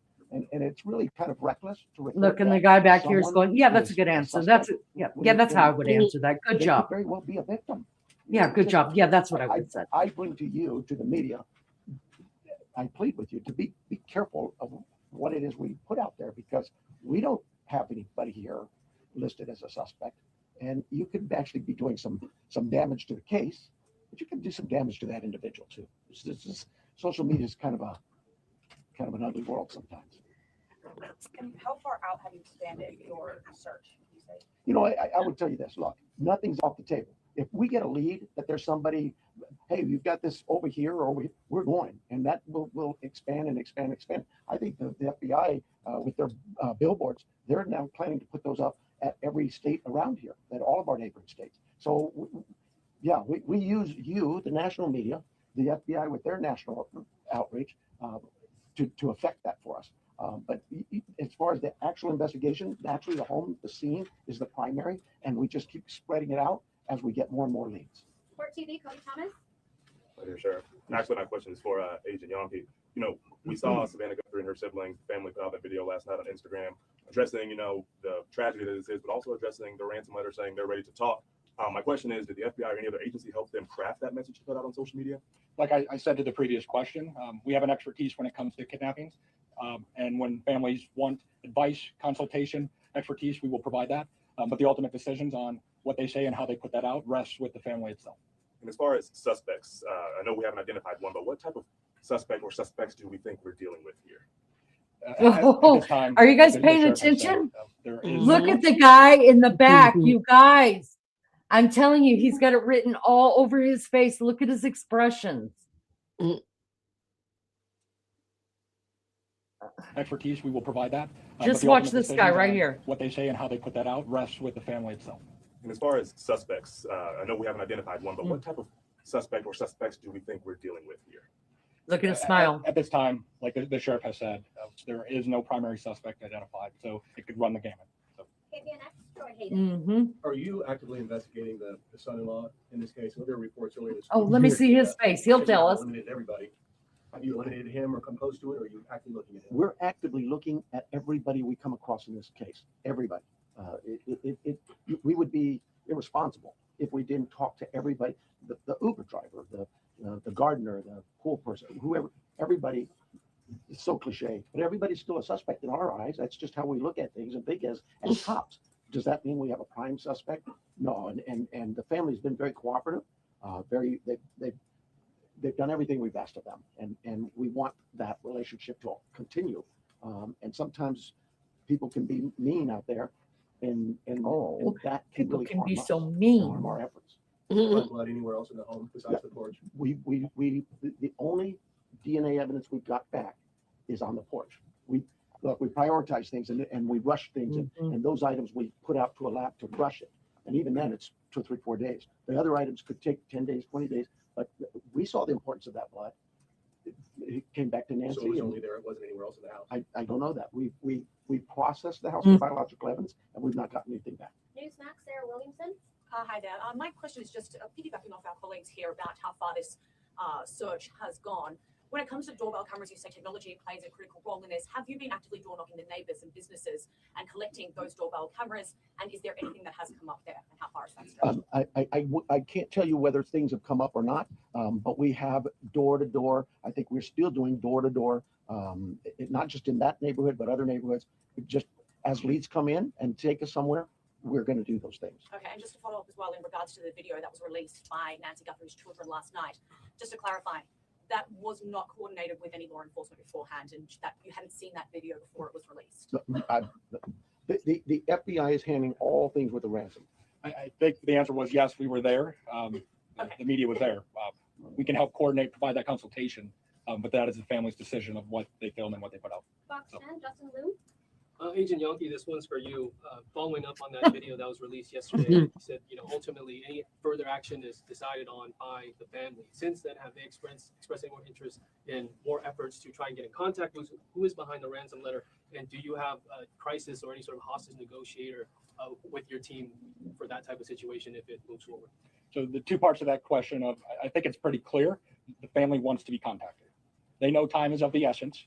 And if those that may have Nancy are watching this, the family is ready to talk, get proof of life, because there has been no contact after that ransom note went to the media. For your second question, yes, we have crisis negotiators. That is part of our team here locally, along with the personnel we brought in from Quantico, and they will be part of it. But we're not going to go beyond that of any specifics. Sheriff Nanos, taking down the crime scene perimeter after Monday's investigation and really opening access to that property to everyone else, was that something you would do differently looking back, knowing that federal authorities also conducted? Why are you smiling? Yesterday, would you have kept that perimeter up, knowing that? Monday morning quarterback, I probably would have, but I'll say this: why are you calling him a Monday morning quarterback? No, what was that? Tai Chi walking program guys, for women born before 1970 is available for free this month only. I try to catch the ads as they come up. I like how when he gets pissed off at them when they're calling him out, he calls him a Monday morning quarterback. In other words, you weren't playing on Sunday, but now you want to tell me how to do my job on Monday.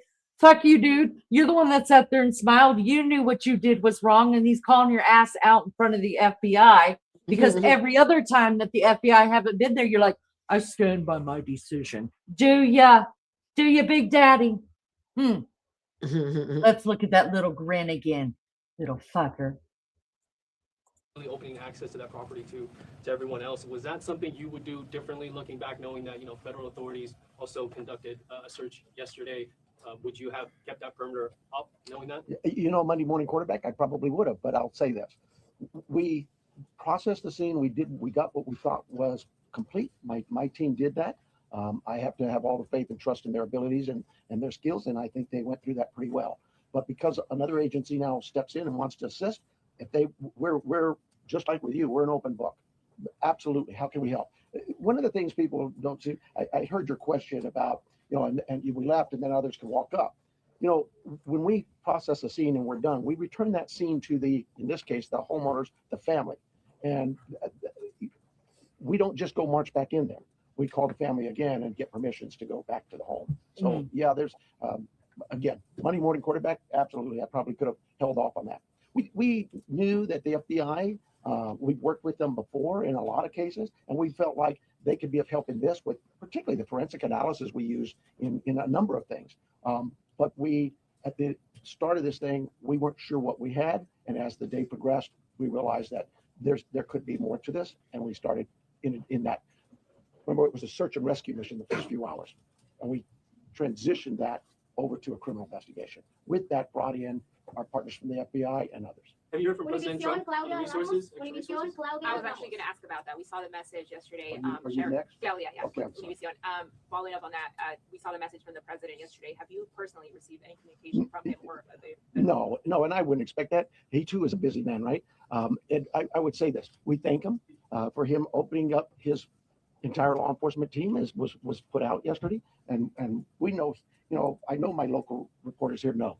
We've always worked well with all of our partners in law enforcement. Maybe it's something unique to Southern Arizona and the rest of the country doesn't see that, but this isn't new for us. We've done this. Gabby Giffords, I headed up that investigation many years ago, and we worked side by side. Could not have got things done if we weren't. Question, a couple questions. First, this might upset some people, but it's what I do. How close is he to Trump? And listen, I love Trump. I do. But listen, one back scratched means another one's going to get scratched after that. Why did Trump even make an announcement? Why? People go missing every day, and we never hear from Trump. He made two different, wasn't an announcement. It was just kind of like an in passing message, right? That's weird to me. And second of all, is this done by design where they keep getting him out of the frame? maybe it's just me wanting to look, but some of the things I want to see his face on, like talking to the president and stuff like that, it's like they're pulling him out of the frame, but that's just me. I could be wrong. Let's jump in chat really quick. Thank you guys so much for being here. I appreciate you. Hold on, let me get back up here. Let's see. What's sad, if Nancy passed, the family can grieve and have closure. Yes, Cher. Caleb says they're gone out 2 miles for video. Anna B says, we sure are, Leanie, especially since you're first and much appreciated. Wait. Did you guys hear that? Oh, I'm sorry. I know that's probably annoying to some people. It really is, but y'all, I'm like, oh, wait, imagine living with me right here in the living room and I've got the remote and I'm like, did you Lizzo? What? That's what it is with everything. I don't care what it is. I'm suspicious about everything. Hi, Susan. Good to see you. Says, why, when they said something about the blood, did the guy in the back look at his hands?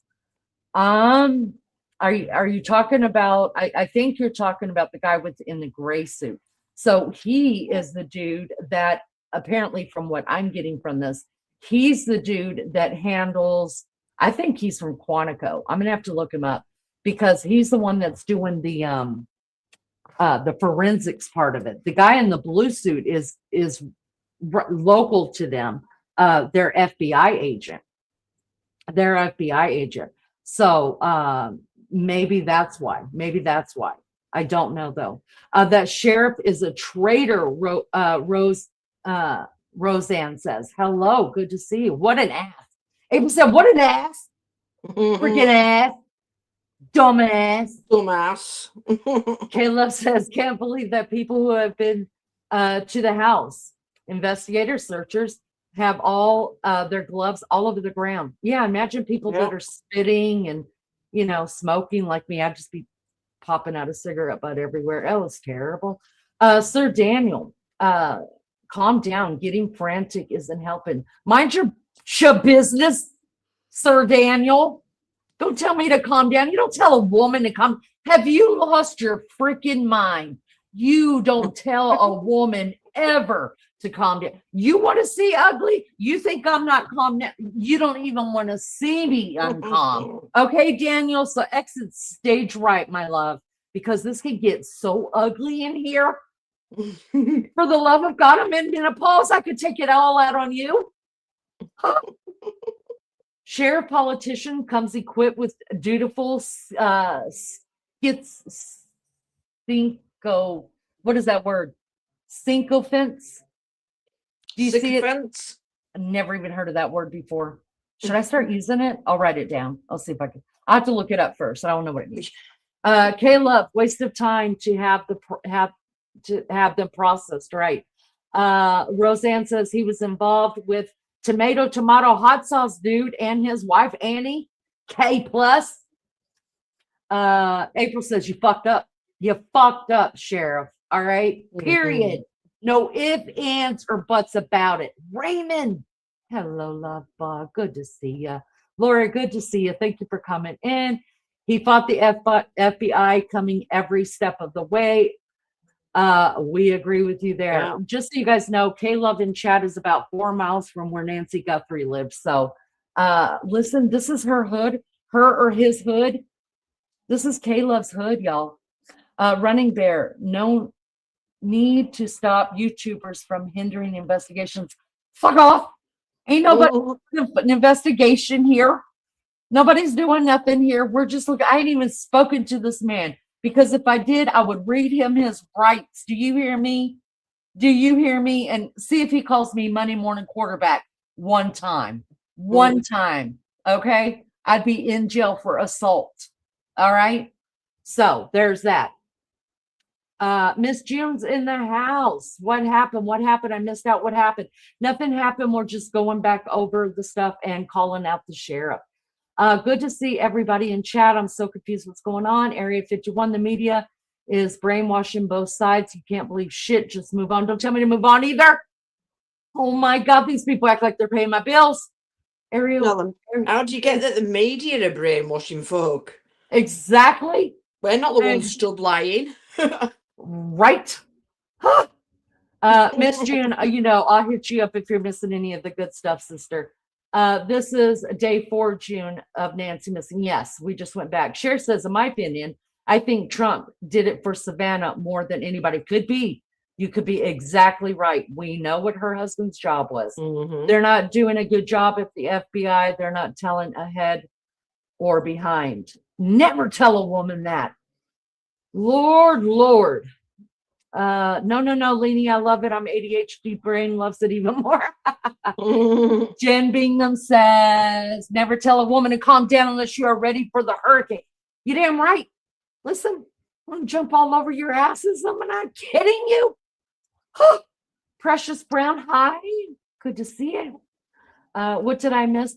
Precious Brown, all of us women are just gonna jump on these dumbass men that come in here and tell us to calm down. Who the hell do they think they are? Listen. You don't tell us women to calm down or to shut up or to move on. We do what the hell we want.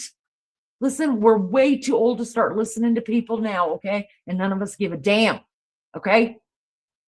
Surely he's referring to himself as the Monday morning quarterback, Susan says. Well, he calls them that. He said, okay, Monday morning quarterback. I don't know. But if he said that to me, I'd punch him in the fucking mouth. I'm not kidding you. All right, let's keep going. These people get me worked up. I have to take a pill, start drinking. With the FBI. And I don't even drink. And just the other question, this being a border state, have you guys had any communication with Mexican authorities? I have not. Why not? Why not? Day 4?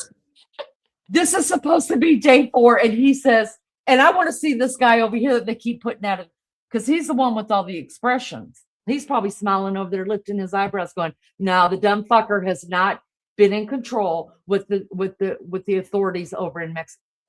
Y'all. He's thinking, oh hell no, that we've lost her. She's in Mexico. That's it. Yeah, y'all can keep her. Yeah. Oh God, I'm embarrassed. I've worked closely with the Mexican consulate as other consulates, being the sheriff, but no, I've not heard from them. Oh, you work Right. closely, But- so you guys are buddies, but you have no reason But to. you could be asked letting them know. You can't be asked. We've had a woman missing for 4 days, and we're only an hour and a half from your border. Y'all got the cartel running and shit. People over here, people pissed off at ICE.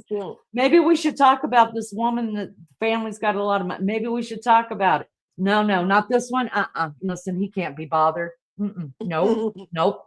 They just have tequilas every Friday night at the border. Sit around the border. Have Arizona, Univision, Madrid.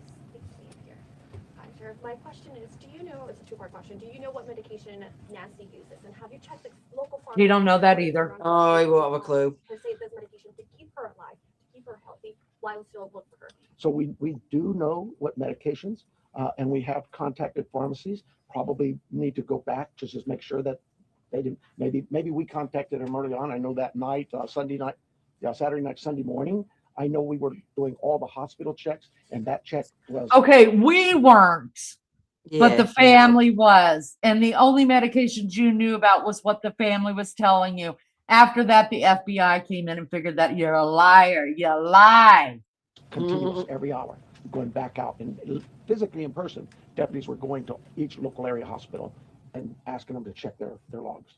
My second question here is, I know you're looking for her in Pima County. Are you looking for her across the state now? And so, if there's a particular area that you're focusing on right now? Well, we're looking for her everywhere, right? The FBI just made an arrest on a tip that we got that we thought there could be something here. There's it's statewide. The billboards are going to be out there across the country. We take the leads from everywhere, and where those leads take us, we'll get there. MS Now, Alex Tadet. Agent Yankee, do you have any reason to believe that Nancy Guthrie may be being held outside of the country? Is that something that you ruled out at this point? We don't have any of that information. We haven't ruled anything out. Like the sheriff said, we will follow the facts wherever they take us, whether it is outside of the state of Arizona or over the border. We will follow the facts and go there, but we have no indication anything over the Mexican border. And you mentioned on the ransom note there were details about the Apple Watch and the floodlight. Yep. The ransom notes that were sent out to TMZ, KGUN, and KOLD, are they all the same ransom note? Do they contain the same details in each of those individual ransom notes? The ones that I am tracking and aware of were the same. That went to TMZ also. News Nation, Brian Enton. Agent Yankee, sorry. Yes. when did the first ransom note arrive? And the reason I ask is because the Apple Watch has been in the news and on social media, and you can see like floodlights on video. So was it before those things were out in the world? I don't have the specific time frame as I sit here today of what time it came in, but that you are right. Anyone could see a floodlight hanging down, could have seen some of those things. The watch has been talked about, so that timing is tricky, but that's why we're taking it serious no matter what and following. Liz, You tell are us. right. Tell us about it. Go ahead. The people in the back, listen up. Yeah. Go ahead, Liz. Tell us what you You got. are right about the. Oh, you don't want to tell you whether the lights were broken or anything like that. We already, we've already seen that and observed it. We're not all as dumb as the sheriff. Right. Listen, I think they should have called us in by day 2. We probably could, at least we'd have been saying, you're not the one leading us, are you? Because we're going to need someone that, we're a step ahead of you, sheriff. Yeah, that doesn't speak so softly.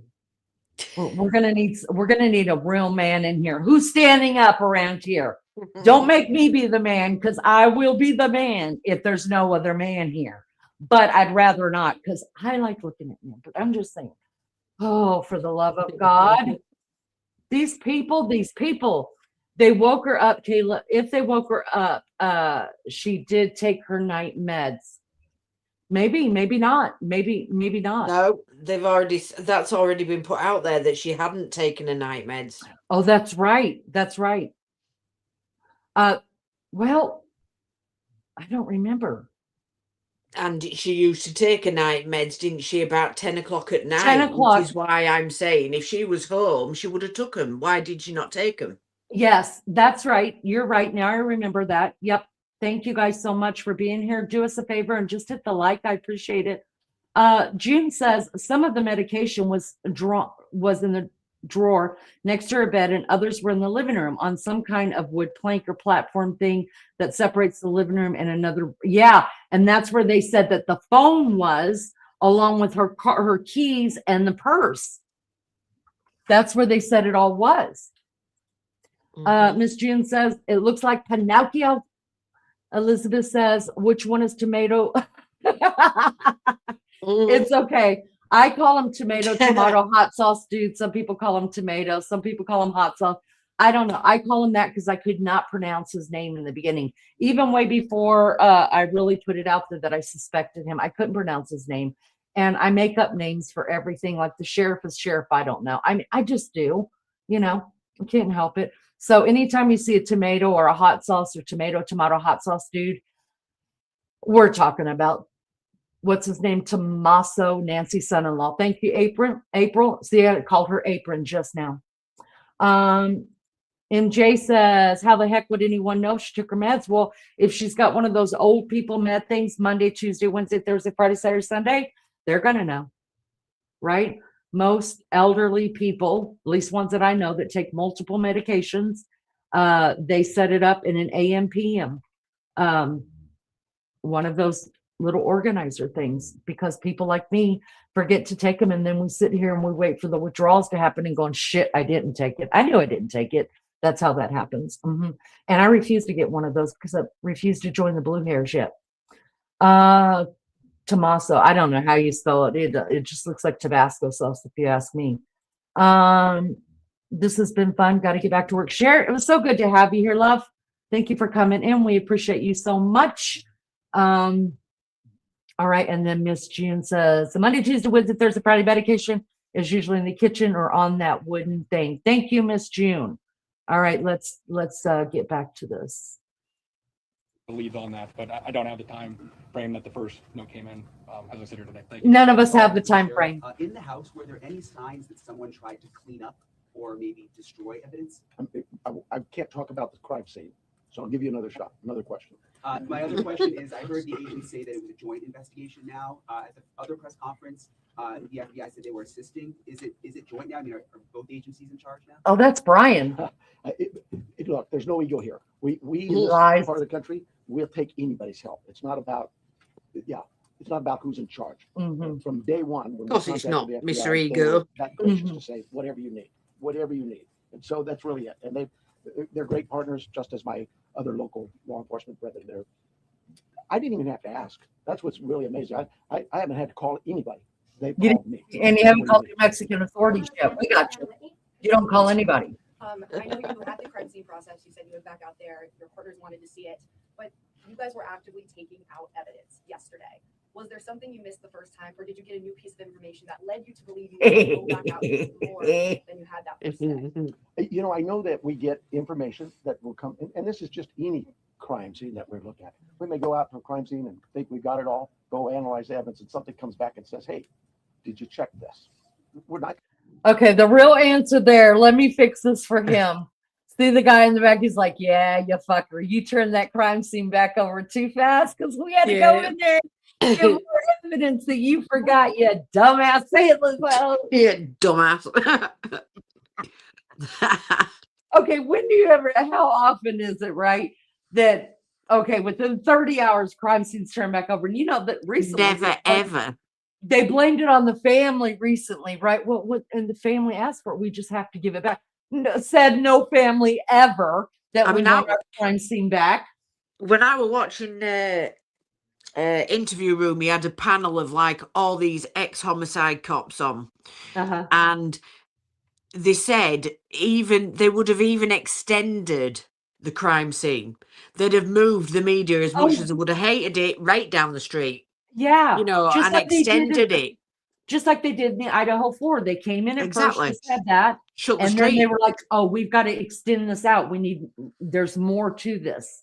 And, Never mind a bit of epoxy tape over at Drive. Right? Exactly. Exactly. You know, this. Listen, I've never heard of turning a crime scene back over in 30 hours, and then the police come knocking back at your door, say, "Hey, the FBI, they're here, and they said that we should probably come in and gather some other. Y'all mind? We're gonna, yeah. Y'all come on out. We'll give it back to you in a couple hours. Come on." Well, you see where he cocked up there, didn't you? He handed it back, and then Brian hadn't even found blood on doorstep. They hadn't even found it. Yep. And this guy doesn't even know that it trails down the driveway. God, he's like, "No, I said in that area right there on the porch, right there. No, it trails down the driveway, you dumbass." Where they put him in the car. Oh God, y'all. And just say, oops, and not go. Absolutely. In this instance, it really was the FBI just wanted to go, hey, can we take a look at it? Are you worried about that being contaminated at all because there was people in that? You know, I'll let the courts worry about that. We will certainly be open to the courts of anything that's been removed from that house, and we follow the What a rules and dumb laws. We get court answer. orders and go back and reapply for another warrant if need be. All of those things we Arizona Public Media, Arizona Public. Of course, had you never turned it over, Lizzo, they wouldn't need another warrant. Look at his smile. See that smile there? Because he's just cocked up. I'll let the courts deal with that when she said, you know, about people trampling all over it. And he's like, well, let the courts deal with that. Yeah, because you know you fucked up. There ain't going to be no, you know. That's right. You've now not got any evidence whatsoever because it's all contaminated. That's right. Anything that happened after the first time they dropped the crime scene, it can all be thrown out of court now. Once and it that's goes why to court, it's laughing. not his problem, is it? That's basically what he's saying. And this guy caught that, and that's great. Yeah. And here's the deal, you guys. We've said it all along since we've been covering this case that it's one thing to get an arrest. It's a whole different thing to make getting it. Yeah, that's right. And they fucked it up from the beginning, and he knows it. He's like, "Yeah, you fucked it up, Nana. It's all right." Ellen Boyd over here. In that news Oh, yesterday, he's getting serious again. Trespasser. Has the Guthrie family dealt with any incidents, threats, whether that's trespassing, social media threats, anything of that nature? I am not aware of any of that. I know that we, as with any case, again, we would look at all of the background of calls to those families or their residents and see if there's anything there, or even in that neighborhood. Those things have been looked at. I don't know of anything that was recorded in even the last 30 days or 60 days. Nobody's come to me and said, hey, next door you had a burglary. Follow up for the neighborhood where Nancy's home is. Can you give any more details on that trespassing incident? I don't have them. Telemundo, Jesus Gonzalez. Just for the FBI, I just have a question. Can we confirm if the FBI director is coming for the investigation? Yes. Director Patel is being briefed several times a day on this investigation back in DC. He does have a trip scheduled to Tucson that was pre-scheduled before this, but he is receiving consistent and constant updates from our team. Why? Why? Anybody? Anybody got an answer to that? Why Cash Patel? I mean, he just came out and said that he had a pre-planned trip already, you know, so that's understandable. He might be in the area. Why was Cash Patel getting updates on this case? Purely because it's Anybody? a high-profile case, I guess. Maybe. I hear you over there. What do you think about it? Tell us what you think. So why would you think that my beefcake is over there in the kitchen? He heard me ask that and he's going, So tell us what you think. Why would Cash Patel be involved in this case? And why would he be going to Tucson? Go ahead. You can give me your conspiracy theorist theory. What about Trump? Why would Trump make 2 comments about it and offer every bit of what did he say, Lizzo? He offered every Well, he said there was going to be a solution as well, didn't he? I guarantee you there'll be a solution or it'll be solved. Yeah, he said we're very close to solving it. So what says you? Well, the FBI is looking incompetent. He's trying to save the FBI. But why would the FBI why would Cash Patel even be commenting on this case? I don't know. Well, I'm going to need you to go in there and get on your computer and look it up and come and tell us all your theories and start a YouTube account and take your shirt off. You'll get all the, listen, it is a known fact on here that men make the money on YouTube. Because there's a lot of lonely ass women out there with money. I'm not lying. I'm going to need you to start earning a living around here. Mama needs shoes. No, you just keep walking to his bedroom. The hell? Anyways, y'all, listen. The only reason he's not saying anything to me is because he is a complete conspiracy theorist and he knows I'm going to be like, shut up. Raymond says, I'm confused. Somebody else said they're confused. We're all confused. I mean, the only reason I think that Trump is weighed in on it is because she's been involved in interviewing people, hasn't she, to do with Epstein and all that. Mm-hmm. He's trying to keep her sweet. So with that, would that be why Cash Patel got involved? Because maybe it had something to do with that, because that would be the FBI's jurisdiction. So was he just waiting for there to be, but it still seems like it was premature for Trump to say anything, and especially Cash Patel to say anything. Yeah. I don't know. You guys, I have to put in chat what you guys think. Hi, Donna. Donna says, I can't believe the sheriff did such a crappy job. His first mistake was not letting the FBI in. His second was not checking all leads. And his third was he has terrible job ethics. 100% we agree with you. Miss June says they're all connected to some kind of society. You've got to, you've got to remember they're all connected. So they're going to help each other out no matter what. I think my husband belongs to that society too. He just won't tell me. Good morning, Tashi. Pimping him out. You and girl. Light switches. Hello. Sorry about the Lifetime movie joke. I didn't even see it unless it was about me. I don't know. I know he has, he does, but he has to dummy things down for me to even understand it. And then if it gets too deep, I'm just like, oh God, please tell somebody else. I can't handle this.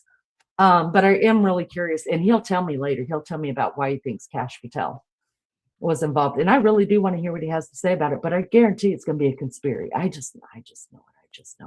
Let's get back to this. Here. He's coming today? He is not coming today.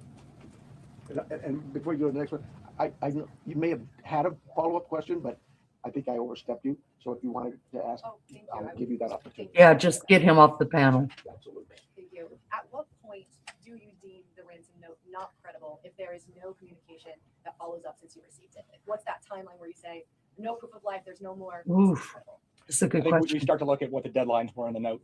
First, I think was 5 o'clock today, and then it had a second deadline after that. So we are continuing in a normal kidnapping case. There would be contact by now, trying to discuss that.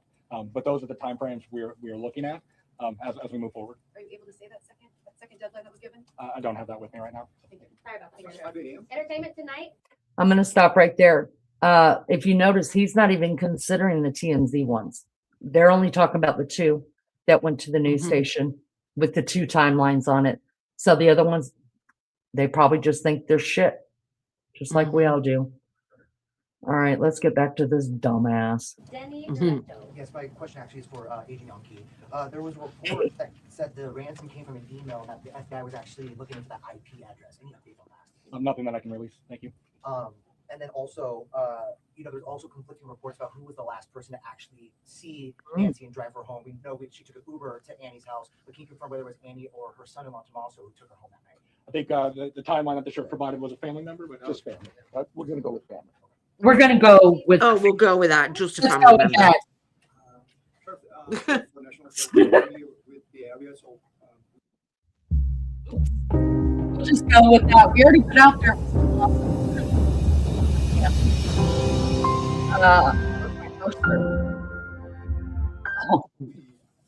It's a remote area.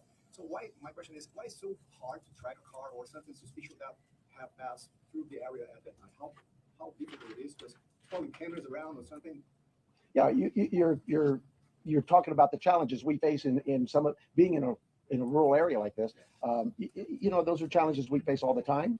We'd love it to have all the cameras in what we would consider a more urban nature type area. But once you get out into the community, that's not the only part of Tucson that is that way. And we just find ways to overcome those challenges. We don't just disregard it. We still look at ways to find for example, ring cameras that might catch just a piece of something. Now, why don't you turn your bloody traffic cameras on? Jeez, never mind ring cameras. That's right. Yeah, why didn't you just go down on the first day and grab all the cameras off the street? Just saying. And why did his face turn all red there? I don't know, but his neck got red too. Kinds of things. We don't give up. We still go out. But not at least a car that came out at the night. I Far can't. away, I mean, like miles from the house. We have cameras all over, and those things are being reviewed. Arizona Republic, Richard Rillis. I'm a different person, but pretend. Did you get 2? It's the second one. Was that you? Oh, sorry. Wait, all right. Can you guys keeping us honest? No, you already asked your question, so we're going to go to the New York Times. And I apologize for getting your name wrong here, Reese. Devo? Devo. Hi. The 212, the camera that detected movement at 212, was that a different camera than the one that was disconnected at 147, and where was it pointed? We don't know that. We don't know which camera that was. When we did the software, it just told us that a person was detected, but I'm unaware of which camera that was. So there were multiple cameras, and you're not sure. Sure, there were multiple cameras at the home. Okay. And is there a possibility that this is not a ransom situation, and if so, what else could it be? Your guess is good mine. I would say absolutely there's a possibility that this is nothing to do with a kidnapping, but we cover all angles. We're not going to dismiss something until we actually know for a fact that it's one way or the other.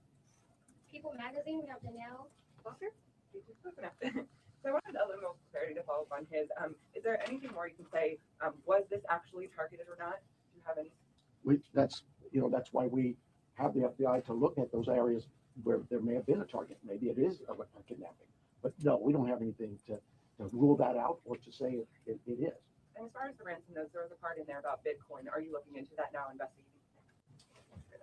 Yes, that's part of the investigation. Can you go and elaborate any further if you found anything, or if there's any ties or any suspects tied to that Bitcoin? There is not at this time.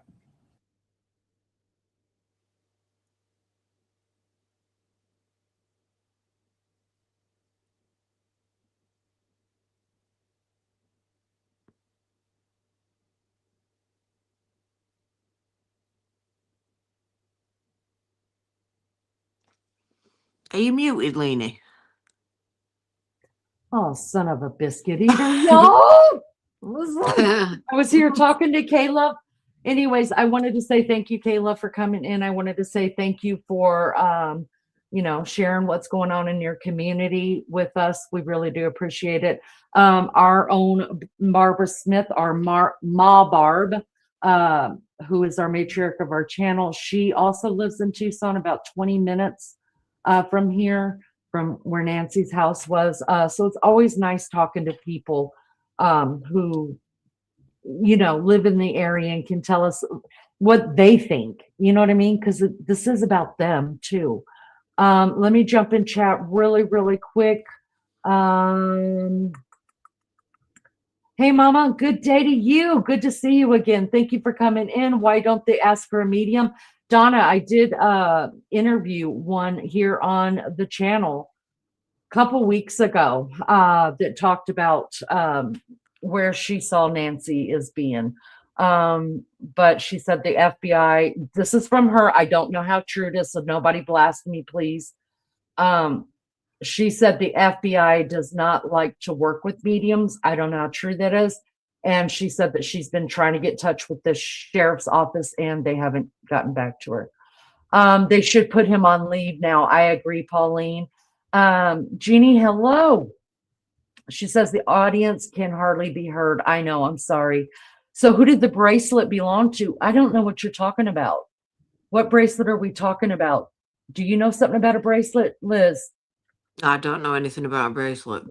Put it in chat and let us know, because I haven't heard anything about a bracelet either. Sharon says, I've never heard someone talk so much but say nothing. Exactly. Too bad he blew his chances at politics. Amen. Amen. All right, let's keep going. Let us know about that bracelet. We want to know too. Associated Press, the Joe Goldendera. Hi, Sheriff. Just to follow up to You're Joe? I'm sorry. You're Joe? Goldendera. Oh, I thought you said Joe. Okay. Mind your business. To a prior question, you had said early in the investigation that authorities don't believe Nancy Guthrie was targeted. Why don't authorities think that Nancy Guthrie was targeted? Who said that? Who said they didn't You had think said she? that early in the investigation. He said it. If I said I missed, I absolutely misspoke. I don't. Whoa, look at that face. I know. Holy shit. Look at that and take a breath there. And he's like, whoa, you fucked that one up too, Nanos. Congratulations. Hold on. And he don't even know what he said. I had a boss once do that to me, you guys. And it was over, it was over, never mind, doesn't matter. It's not about this case. But I called her ass out on, she's like, I would have never said that. I was like, bitch, you said it. But anyways, this is good. I'm going to rewind it just a little bit. Who said that? Watch these two. You're Joe? I'm sorry. You're Joe? Goldendera. Oh, I thought you said Watch Joe. his face. Just to follow up to a prior question, you had said early in the investigation that authorities don't believe Nancy Guthrie was targeted. Why don't authorities think that Nancy Guthrie was targeted? Who said that? Who said they didn't You had think said she? that early in the investigation. Boy, if I said I missed, I absolutely misspoke. I've never thought she was or wasn't targeted. We've always believed that is certainly a possibility. I mean, you'd be silly not to think that. Somebody disappears in the middle of the night out of their home.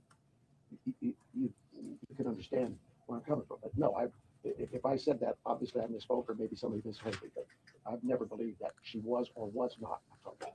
Is there anything more specific you can say about what you believe the motive to be for this kidnapping at this time? Motive's always going to be a question, and we'll know more as we go what that motive is. But right now, my guesswork is as good as yours. And then we also have the final one will be from Okay, so let's talk about that 5 p.m. You say 5 p.m. deadline today. Is that the deadline? Oh, maybe that's for the FBI. Can you just give us some sound on that? Because that's a big deal. That's within hours about that 5 p.m. deadline per the ransom note. Oh. And then what's supposed to happen after that? Just give us the ransom note. We'd like to see it. So the ransom note that was distributed to the media did make a demand for 5 p.m. today. And if a transfer wasn't made, then I think a second demand was for next Monday. We're not going to go beyond that, but that was the ransom note the media received. Did it indicate what would happen if they didn't need that ransom? Did they? We're not going to go into those specifics. We already know. Thank you, sir. Arizona? I don't. Sheriff, I don't know. And then, sorry about that. Inside Edition, Jim Murray. Special Agent Debunking, given the fact that the FBI participated in the creation of this family video, does that suggest your belief that the author or authors of that ransom note, in fact, have Nancy Guthrie? Again, we're taking the ransom note serious, and we are following that part of the investigation. And does the fact that there is a ransom note suggest to you that Nancy Guthrie was taken specifically because she's Savannah's mom? There's nothing to indicate that. Thank you guys so much for all of your questions. Thank you. Sharon does have someone Yeah, who stick knows that in your about, pipe, Cameron. Well, that answers one of my questions because look at this guy, cracks me up. This guy looks like he will kick your ass that quick. Say one word wrong. And this guy looks like he's had a little bit too much work done on his face, but that's just me. But this guy, I mean, I don't want to go up against him other than horizontally. But anyways, let's get out of this and get back on here. Let's just talk about it. I don't know, Liz, what you got? Oh, I don't know, not a lot. I mean, the one I were on about where he said that there was a previous one where the FBI weren't there, where when she first went missing, I think it was like the day after she went missing. But I mean, all I get from that is he's an absolute liar. He can't handle press conferences. You could just see we're getting more and more annoyed. Yeah, exactly. When you start like insulting people, you know, calling them names and denying you've said stuff. Oh damn, I forgot where I was going. Y'all listen, sometimes I forget where I could be in mid-sentence and forget the next word. Swanee. And I know it was something that Lizzo was just talking about, so it was probably not going to be good. Welcome everybody. Thank you guys for being here. Would you do me a favor, hit the like? That's all I ever ask of anybody. I'm hoping to get 100 likes before I close this out in a little while. Excuse me. Blah, blah, blah. Hello, Juicy Jules. Hello, Daisy Ray. Oh, I know what I was going to say. It has to do with this right here, April. Deep breaths in the back there. Yeah. They're probably back there thinking, Nanos, this is why we can't get shit done. Okay? No presser has to be this long. Are you fucking kidding me? We got work to do. That's probably what he's thinking. Can't even talk normal, Donald. I would have liked to have been a fly on the wall, though, afterwards when they were on their own. Yes. Oh, yes. I'd love to have heard what they had to say about Nanos. Hi, Inez. Good to see you. Thank you for being in here. All the suffering in the world is dependent on, Sestu Quivi Trust, commonly known as strawman, named capital birth certificates for. Okay, that's for another live, honey. Have a good day. Thank you so much for the view. I can't even pronounce that shit, and you want me to? I probably will never do a live on that when I can't even pronounce it. But whatevs. We're talking about there's an 84-year-old woman out here missing Inez. Her name is Nancy Guthrie. The FBI dropped in and dropped out. President dropped in and dropped out. And I mean, we think some good news is going to be coming really, really soon. And then we've heard nothing. Hi, Melissa Adams. Good to see you guys. Looks can be deceiving. Well, everybody looks the same in the dark, Donna. But we might be talking about two different things. We're doing good. Thank you guys so much for being here. Look, this went on longer than I thought it would, but and definitely going over that first one. That's not even the second one. Liz, do you have time to go over the second one? Are you too tired? If you are, I understand. No, you can go over it for me. Yeah, you can go over it. I don't mind, whatever you want. Okay, so hold on just a minute. Let me find the other one. Shout out to Chris Madonna, you guys, from the interview room. I don't mind talking about other creators, you guys. I know there's a lot of channels that will delete your words if you happen to say another creator's name. I don't care about that. He did a really good live on it because he broke it all down. He took every little thing that Nanos said and broke it all down, and he told you why he shouldn't have said this, from a detective perspective. Okay. I'm just going to put in his and see if I could bring it up and listen to it quietly, because I don't want to play Chris Madonna stuff because he's never given permission that I know of. And we've worked too hard on the channel to get it taken down now. The interview, but I could probably look at it and tell which one he's doing. But shout out to him. We love Chris Medina here, not as much as Maggie and Liz love him. Personality traits, evidence analysis, shit on a biscuit, you guys. I can't speak. The disturbing personality traits, Nancy Guthrie, critical evidence analysis from the homicide detectives. No, I don't think it was that one. That was that his last one that he did? 19 hours ago. And yeah, okay. So you need the one right before that. One before that, I think. Okay, let me see. And that would have been a live, right? I think so. Yeah. Okay. Let me look real quick. 80. This was done 3 days ago. Yeah. 84-year-old Nancy Guthrie disappears. Desperate hours. Her daughter can't forget. Calling the hospital. Nancy Guthrie returns. Another TMZ note. Bullet does not match. Oh, that's Charlie Kirk. Sorry. The perfect crime scene. How Nancy Guthrie's became the ideal target. Where's Nancy Guthrie? Oh, here it is. This must be it. The experts reveal. Because it's got nanos. It says forensic psychologists expose what the evidence shows. Is that it? It's got nanos on the front of it. Yeah, and it's got more Maureen O'Connell on it. Love her, and then 4 other guys. It's a 4-hour live. Let me just see what live. It was only him and his wife that were on. Oh, it was just him and his missus. Oh, okay. So it's not a panel. No. Okay, so it's not this one. Give us just a minute, you guys. Interview live. Doesn't add up. Was that one?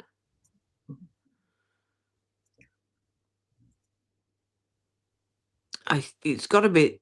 It must be that one. 84-year-old Nancy Guthrie disappears. The desperate hours. Okay, let me look at that and then see which one he is. Which one he was talking about, because I can't show his.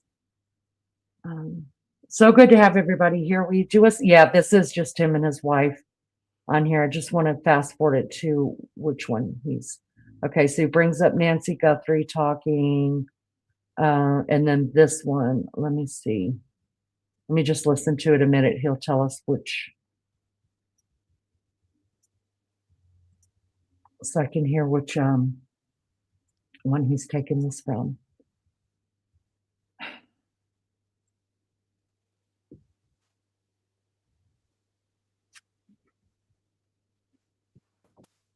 Second, guys.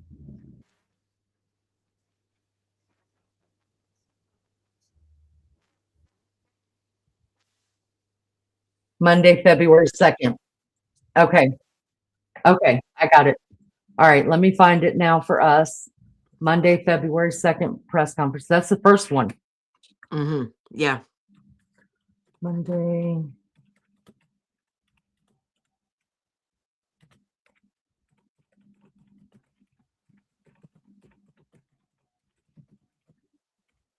Okay. Here it is. All right, this is from. I got it, guys. Hold on. Okay, here we go. Wait a minute. No.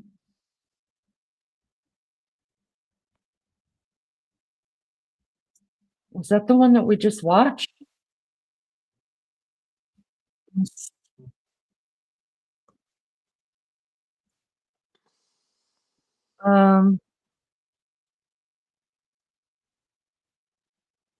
That was February the 5th.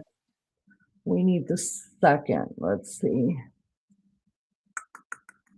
Give me just a second, guys.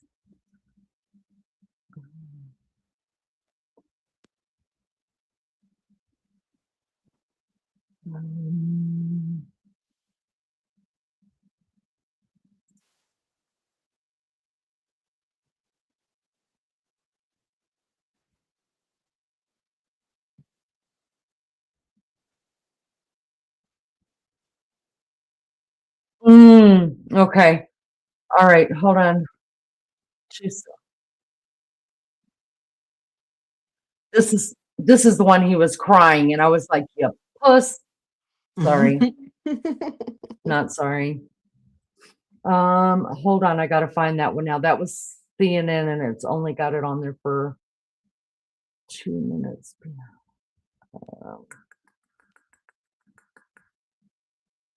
February 2nd. Here we go. Here we go. I think this is it. Yep. You got Mr. Clean in the back. You'll understand when you see it.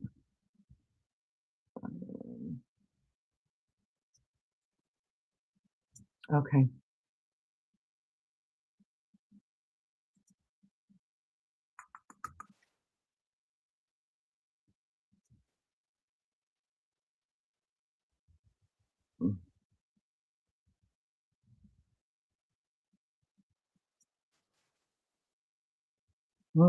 Nope. Hold on, guys. Give me a second. Sorry. Hello, everybody. Thank you for being here. Do me a favor, hit the like while I'm looking for this. I know it's a pain in the ass, and I'm sorry.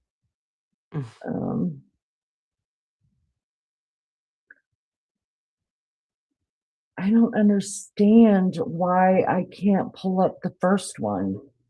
Do they take it off? February 12th.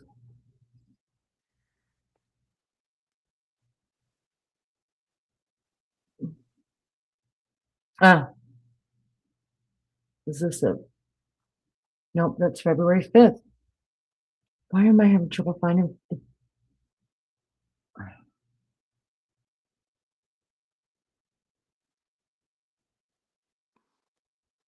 Give me a second, guys. So sorry, so sorry. This is so unprofessional. I'm not professional though, y'all, for real. I try so hard. February 5th, February 2nd. That's not the one I'm looking for. February 2nd, that's 1 minute. Remember when we were doing this in the beginning and Did you actually play it on any of yours? I don't know. I don't know. Oh, wait. Well, wait. Here, I found it. I found it. Yep. I just have to make sure that I'm playing. I'm not playing somebody else's. Okay, this is News 10. I can play this one. Awesome. Okay, give me a second. I'm going to bring it up, guys. I found it.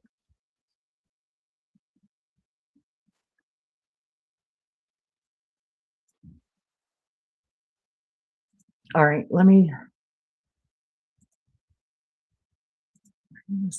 share screen. All right, y'all. My source is News 10 NBC. Let me subscribe to them. Give them a thumbs up, like I hope you guys are doing me. And let's listen to this. This is the very first press conference, y'all. The very first one with Mr. Clean in the background. And it's only 19 minutes. We'll get started. Liz, just give me an Ethel. Listen, I got to take a smoke break real quick, but Liz, give me an Ethel if you need me to stop it, okay? Okay. You could speak on what we need to speak on. Do I have it big over there? Let me look. Yeah, I think that's, yeah. There we go. All right. Here we go. I believe it was around noon yesterday, we got a call to the Guthrie residence that Nancy Guthrie, 84 years old, was missing. We expended a lot of resources for a missing person that we typically always do. Our search and rescue volunteers, our search and rescue teams, other agencies, Star from Border Patrol sent their canines out. They worked tirelessly all day yesterday and all day tonight. I'm sorry, all day yesterday, all last night.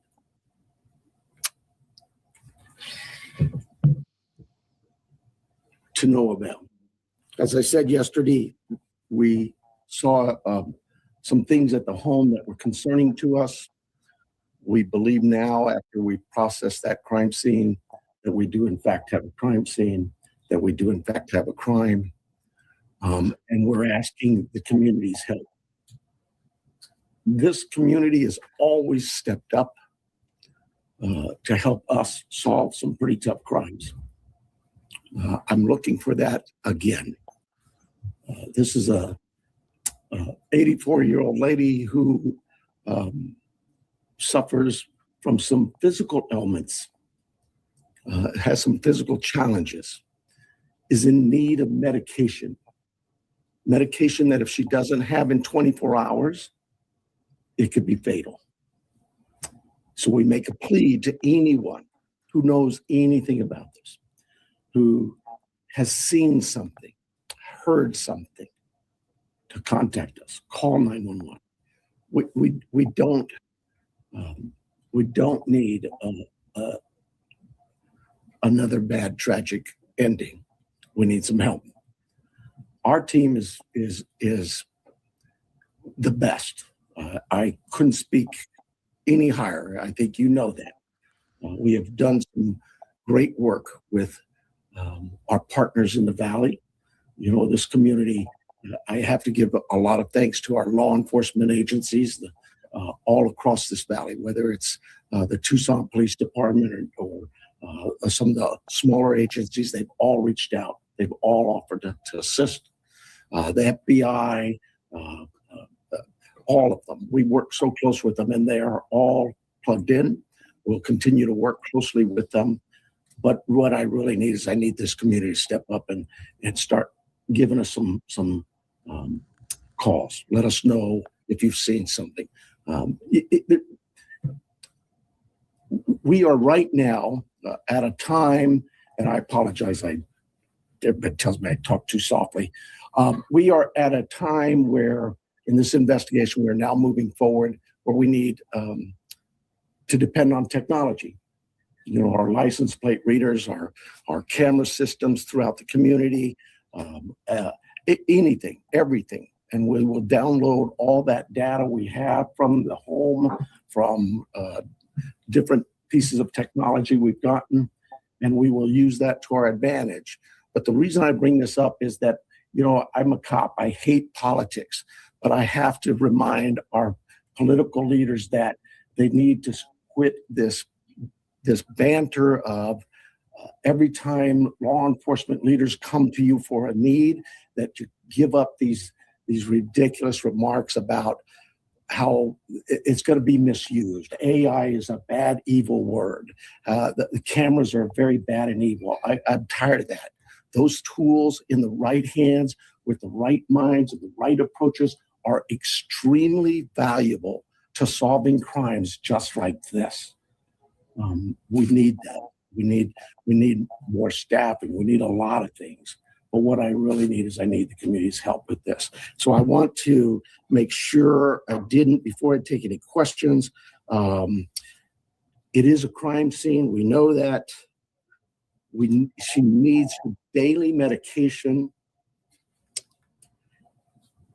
And anybody that sees anything that even looks, hey, maybe that's her, just take a quick picture. Take a video, send it to us. The number is real easy here locally. It's 911. You can contact our 88 Crime and remain anonymous. You can call me, anybody. I am here to take any questions you may have. It will be a little limited. I apologize for that, but we do have a crime that we need to protect its integrity. I have here Sergeant David Stivers from our homicide team. He has been up all night, so bear with us if we are a little bit fuzzy in our answers and responses, but we're both here for any questions you may have. Let's start, please. Recognizing your limitations, but can you elaborate at all on what makes you believe it's a crime scene as opposed to someone who left home and just couldn't find their way back? Well, I think I told you she is very limited in her mobility, right? We know she didn't just walk out of there. That we know. There are other things at the scene that indicate there was she did not leave on her own. We know that. if you don't have plate readers, is there a vehicle associated with this? We're when I told you we're now at this phase where we're looking at all the technology, all of that is being evaluated as we speak. Let me say this: we've not just thrown our search and rescue team out there. They are going to be doing some door-to-door with our criminal investigation team. It is not just our homicide unit, all of our criminal investigation detectives. I went out last night to the scene. There were probably 100 cars out there, all from the sheriff's department, all working this case. It takes a lot of manpower and a lot of energy. This team of mine worked throughout the night. They continue to work. David's had zero sleep, but he and his team are working as hard as they can. Is there anybody else associated with her, a caregiver, family member, acquaintance, who is also missing and somebody? No. The family, all of the family has been very cooperative with us. They're working with us. They're staying in touch with us. They have complete access to anybody in this department. Savannah has been in touch with us as well. Our hearts go out to them. This is their mom. She's just a great lady from what I've heard, and I feel for the family. We just want to find her and bring her back safe. Sheriff, you mentioned that she didn't just walk out, but is there any additional information that you can give us on what may have alluded to this being a crime scene? I wish I could. I really do. I know that everybody wants to know certain things, but I can't do that it would be inappropriate at this time. Are there signs of breaking and entering or any forced entry, anything like that? I again don't want to get into that. David, do you see anything here? At this time, it's still a very active investigation. There were circumstances on scene that we believe are suspicious in nature, I think is the best way to put it. But we can't really get into a whole lot of details with that. Do you believe that this was targeted, or they just happened to hit Savannah Guthrie's mom, or if this was just random? We don't know that. We don't. We look at all of that, but we just don't know that. Do they have cameras at the home? They do, and we're looking through some of that. Yeah. With this being an active crime scene, is there any threat to the general public? Trying to figure out my phone. Well, no, I don't think there's an active threat, but I hate to say that because, we're going to canvass that neighborhood and maybe there's a prowler been seen around. There's a lot of work still to do. We don't have any indication that that the public is in danger. And what does that search look like today beyond what you've already told us about last night? So we have shut down our search and rescue mission, and we've sent them home to rest. They were out all night. Look, we put all our air assets into this, our drone systems, our aircraft, our helicopters, heat sensors, infrared, everything we've thrown at this. They're going to step aside. We'll call. Who shuts down a search and rescue after one day? And that's a lie. That's a complete lie. As my kids would say, what word did they use? Cop. Is that what they say? Cap. Cap. That's cap. That's cap. First of all, I looked it up. They have because remember when he said every hour a deputy was going to all of the hospitals every hour? Yeah. Do you remember that? Yeah. So I wanted to know if that was true. And they've got 516 sworn deputies in this county. I just put in this county, okay? So if you've got 516 sworn deputies in this county, and I'm aware that other crimes may be taking place around this time too, that, and we got to keep the streets clean, y'all. Got to make sure nobody's, going over 5 miles of the speed limit. So I get that. But yeah, it's not like all 500 were there at the time that you shut it down so you can all sleep. And officer, we know you've had your sleep, so don't even try us. Okay, we know that. So let's see. Oh, and they've got 400. It says they've got their department size is about 1,500 employees. Sworn deputies are 516. Volunteers are 400. What that means, I don't know. If they come out and process, put tape up, or I don't know what they do. Go door to door. Let me jump into chat really quick. The other thing I want to say is he said that they've already thrown everything at this. He said they threw their drones in, they threw their air power, their helicopters and stuff. That's a lie. Because we know that the guy that ran the pilot for that aircraft, he transferred out to, was it Phoenix or whatever? So there was nobody even for days to put that helicopter in the air. Lies. And let me tell you this, they don't have to go by foot to every hospital. They don't have to send them. They have a simple thing called a radio. That's right. All they have to do is get on that radio and they can check the logs. They can do a check on the logs. They don't need to phone the hospitals because they do a check with CAD or whatever it is. They can see from the logs if there's been any emergency calls made from that address. Has anybody had any cause to come out to that address? So that's all true. it needs. A radio. They don't have to go to the hospitals. And once they've gone to the hospital one time, they're going to leave their number and they're going to say, if you get anybody that's close to this name, give us a call. So we're calling cap on that as well. Yeah. Harper says, welcome, Harper. I'm beginning to think there is a family member involved. Well, we thought that the whole time, Harper. So welcome to our page, honey, of the book. This is the Nancy Guthrie book we're reading, in case you don't know.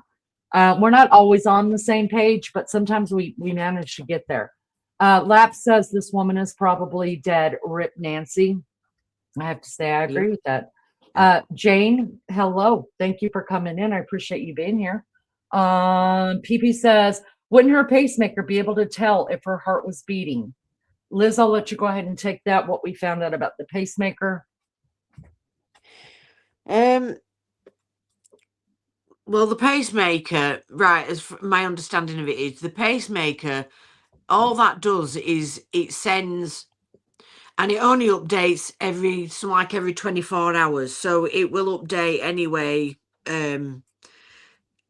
It's usually during the night, around about 2 o'clock in the morning when they update. And some of them you have to send in, like we have a friend to the channel, _. She has a pacemaker and she literally has to send hers in through her phone. So but it does seem that it's a bit of a grey area with these pacemakers and the cardiologists and the specialists and all that. Some it depends on if you've paid for top of the range equipment for your bedroom, like where you don't rely on the app, you actually have a monitor in your bedroom that monitors it all and sends it off. It depends what level of service you have as to the reporting and what have you. And the other thing about a pacemaker is just because a woman or a man or whoever that has the pacemaker, when they're deceased, the pacemaker does not quit working. The pacemaker will only go on and on and on. If it is taken out of the body, or until it will keep going until the battery is dead. Dies. Yeah. And they're set up to last for years, and those batteries are meant to last for years and years and years. So that's why when they put what was called a sniffer out, welcome Nadia, thank you for coming in and thank you for your subscription. We appreciate you. So you guys heard about the sniffer, right? It's something they put on the bottom of the helicopter and they flew it really low to the ground. It's supposed to pick up signal from the pacemaker. So if she's buried like 5 feet under or whatever, it could pick that up because pacemakers do not stop working. So and unfortunately they didn't get that up. What, Lizzo? A month? It was a month. No, she was missing. before they ever put the sniffer helicopter up there, and they didn't come up with anything. So it's really weird to think that a pacemaker will last that long. I would be worried about that, but luckily, you know, we've got a pretty good chat here. I mean, we've got a former FBI retired 20 years agent. We've got someone who worked in a coroner's office, and she actually gave us the whole 411 on how pacemakers are taken out of the body. They're still working, they're cleaned, they're donated. I mean, we've got a lot of people in this chat that have some sort of knowledge towards something. I just think that it's a whole God thing that put us all together, where somebody might be strong on something and then somebody else strong on something else. So you get a lot of answers, and I'm grateful for that. It's so good to see everybody. Thank you guys so much. Yeah, Mary Jane Doe, cleaned and reused. They also say if you have a pacemaker, it's not really advisable to have such a thing as an iWatch, an Apple Watch, iWatch, whatever you call it, because they use those really strong magnets, and those really strong magnets, if it gets too close to the pacemaker, it can stop the pacemaker from working. It puts your pacemaker into a sleep mode. Yeah, we've heard that. So I forgot all about that. All them criminals needed to do was to wave the iWatch over the pacemaker, and it sends it to sleep. Mm-hmm. And we found out, because of the pacemaker, if she was hit with a taser gun, it would have killed her immediately. Yeah. It would have killed her immediately. So I know, like my daughter. So my daughter has she's a heart and kidney recipient, donor recipient, and like she cannot have, like, God forbid something happened to her new heart. Like she can't ever have CPR again. So and that's only because there's a plate on her what do you call it? What do you call this bone right Sternum. here? The sternum. It would not heal. It never fused back together. So now she's got a plate over the sternum, and because of the plate, she can never be tased. But how to thank God I don't have a criminal daughter, but God forbid something happened to her, you know what I mean? But it just makes you think about, you know, even before this case, we had no idea that getting tased would immediately, I mean, not eventually, immediately kill you if you have a pacemaker. It's amazing the stuff that you learn about stuff. I never even, when Lulu told us that they get taken out and they get reused, I was like, wait, what? Listen, if I ever get a pacemaker, I'm gonna make sure that I get me a brand new one. Give me a brand new one. I don't, yeah. So yeah. Sue says Savannah and Mrs. Guthrie had an Apple Watch. Maybe that's why the pacemaker stopped working. Go ahead, Lizzo. Yeah, she did have an Apple Watch. So, well, we know that because that was part of what's in the ransom notes. They mentioned it. And like I say, it's got a very strong magnet. So if the people knew that she had the pacemaker, like, so let's just say, for instance, it was a family member, they know she's got a pacemaker. They only have to hold the Apple Watch over the blooming pacemaker, and it sends the pacemaker to sleep. Mm-hmm. That's then right. Then it looks like that's the time when she left or whatever, you know. Because Dot_ also has one, and she told us that, like, when she's laying down at night, she makes sure to keep her phone away from her chest. Exactly, yeah. So we know that. And then also the Apple Watch from Lizzo's been doing some research on the Apple Watch. And the reason why we're doing this is, first of all, one thing is just to start all over again, right? Just try to figure out what we know now and what we know is a lie, what we know now we understand what they're hiding from us, things like that, just by their tone and the words they're choosing carefully, which they should. Not getting on to them about that at all, not upset about that at all. I think there should be quite a few things that are kept under the rug. But at this point, you got to give us something else to work with, I think. But what Lizzo has found out recently is the only reason we knew about the iWatch is because it was in the ransom note, right? That the iWatch was still like they were giving, that's what they were using to confirm that it's really them, that the iWatch was still plugged up next to her bed. Then the police never came out and said that. The police finally had to acknowledge the iWatch because it was in the ransom note. And but the police never came out and told us, well, it was the iWatch that is getting her alerts for her pacemaker. Well, Lizzo's done some research on it and come to find out it's not the iWatch that's actually getting go ahead, Liz, I'll let you explain that one again. Your pacemaker is not connected and does not send information to the Apple Watch. It sends the information to the app on the phone.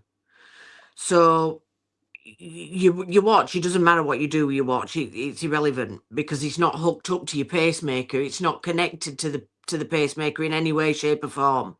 It's your phone. Right. So, all they need to do basically is shut your Bluetooth off, on your phone, and bingo, you're no longer connected to your pacemaker because it's switched off, your Bluetooth's off. So they can make it look like she left at 2:30 because, oh no, she's no longer within the vicinity of the phone. But, that's not true. They could have been having a damn good cleanup in that house. That's right. And turned the Bluetooth off. That's right. And that's one of them. I mean, I'm glad Lizzo did that work on that, but that's what automatically made us think right away. Sorry about my dog, Shaw. That's what made us think right away. We need to redo this. The timeline is all messed up. I've never known a case that the original timeline that they started with, that they stick with it 70 days later. We're still on the same timeline. When the sheriff did his second interview or presser with everybody, he said, I want to reiterate that these are approximate times. Well, now that we know about that, it's Bluetooth and it could just be shut off, or the phone, you would literally have to shut off the Bluetooth, though, not just shut off the phone. But we also know that whatever it's connected to, now we know that it's a cell phone. All she's got to do is be within 20 feet away from it. So she could be in the bathroom and the phone be out there on the table and it's not reading anything. So, I mean, that it just goes to show you that the timeline, I feel like they were there a lot longer than what they're telling us, because if they knew about a pacemaker and they shut off the Bluetooth, then, I mean, we got all the way till 11 o'clock the next morning, right? How many hours is that? So let's just say 10 o'clock at night to 11 o'clock in the morning. That's 13 hours. I mean, you've only got to look at Brian Enton saying, oh, there was no sign of any assault in the house or whatever. Well, we don't know that now, because we actually now have no idea when she left that house. Because, that's right. She could have left the house at 6 o'clock in the morning. We don't know. And we're not saying that we're right in there and what they're telling us is a lie. You know what I mean? We're saying it's just possible. Obviously, I believe that they have more footage than what they've showed us. It would make sense not to put all their footage out to us. And then we have to consider the fact, well, did they actually, is the guy who we see on the porch, is he taking the camera off before or after the crime? We don't know now. Exactly. The only thing I can look back on is trying to see the blood on the ground from the footage, and it doesn't look like there's any, but at the same time, we're looking at infrared footage. Is it what would it show up? The only reason I would say that was taken after that video is after she left is because there's bits of flour, the flowers, has dropped on top of the blood. Mm-hmm. Yeah. And yeah. Mm-hmm. Nadia says, so question, was the Apple Watch on her persons or was it left at home? I'm asking because I would think an Apple Watch has a ping for the location. No, the Apple Watch was left plugged up. She took nothing with her, not even shoes. The Apple Watch was left plugged up next to her bed. That's why they think that the first two ransom notes were legit, because the first ransom note that came in talked about the Apple Watch being plugged up next to her bed, and they had not released that to the public yet. So only the person that's been in the house would have known that. And the phone was left as well. Right. Her phone, her keys, her purse, her wallet. Savannah Guthrie, her one-on-one interview with Hoda Copy, she said that her mother left without shoes too. So imagine how cold she was. You guys, they weren't setting this woman up at all to keep her long term. No. They didn't even bring shoes. They brought her, no, she left in her pajamas out of her bed. That's what Savannah said. Took her in the middle of the night from her bed. She wasn't even wearing shoes. She was still in her pajamas. Pajamas could just be in a gown. Just, a short little gown. Who knows? So they did not take the mother in preparation to keep her this long. Take that as you will. They didn't take her medicine. They took nothing. Sue says, so when you say Bluetooth, do you mean the internet? Liz? Yeah. Well, it connects via Bluetooth. So you turn your Bluetooth off, then it's not going to be connected. So I don't believe your Wi-Fi makes any difference. It's Bluetooth that it connects via. Lisa Adams says, Brew Crew Beyond 50 has some interesting takes on the case. He really breaks it down a lot about the case. He's making some very interesting points. Thank you so much for that. Okay. All right. Let's get back to the sheriff. I don't know here. Welcome in, everybody. Thank you for being here. Will you do us a favor? Hit the thumbs up. That's all I ever ask. I appreciate y'all so much for being here. Call them out again if we need to do more searching. Right now, we don't see this as a search mission as much as we do a crime scene. Sheriff, can you tell us a little bit about that map? That is, and David probably can better answer it than I, but that is our search patterns, I believe. Is that correct? Yes. Yeah. So with all the assets that we deployed yesterday with the search and rescue teams, the map that's on the screen is basically tracks that were followed.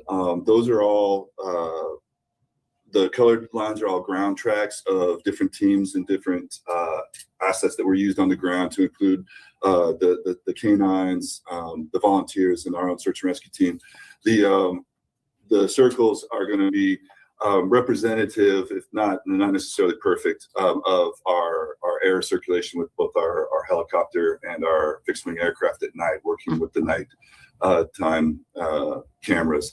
So difficult to see where the house is. This house is basically pretty close to center in that, and then all of the searching that went on throughout the day with those folks out there on the ground. What this really helps with is our search teams, when they come back and reassess, maybe they've missed an area, we can look at it and say, hey, you know what, this area could use a little more coverage, and so they concentrate again. Our search and rescue team is top notch. Y'all, can we just talk about it? Lizzo. There's no way on earth they searched There's all no that. way. I'm sorry That's they a didn't. That's cap. My kids No way would on earth. slap me in the mouth for hearing me say that. Just kidding, they wouldn't, but there's no way. We know for a fact there was no aircraft in the air. We know that for a fact. Because he was punished one. He didn't then I send him somewhere else or made him stand down, or he wasn't using him because he was punishing for some reason. Yeah, that's why he moved, because he was having he had made him stand down. And so he went, and there was nobody to fly that thing. And not only that, I was watching Flight Aware all night. Mhm. all night. In fact, for the first week I watched Flight Aware, I was like, where's the planes? Where's the planes? And then I finally started finding some choppers and I was like, oh, they're there. So cool. This is bullshit. I'm calling bullshit straight up and down. There's no way. This is the very next day, y'all, that all those pretty colored lines, you guys, are on foot.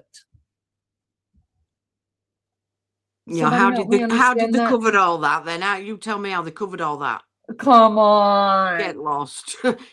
You know, we're talking desert with cactuses and crap. Hill up, no way. hill down, hill up, hill down.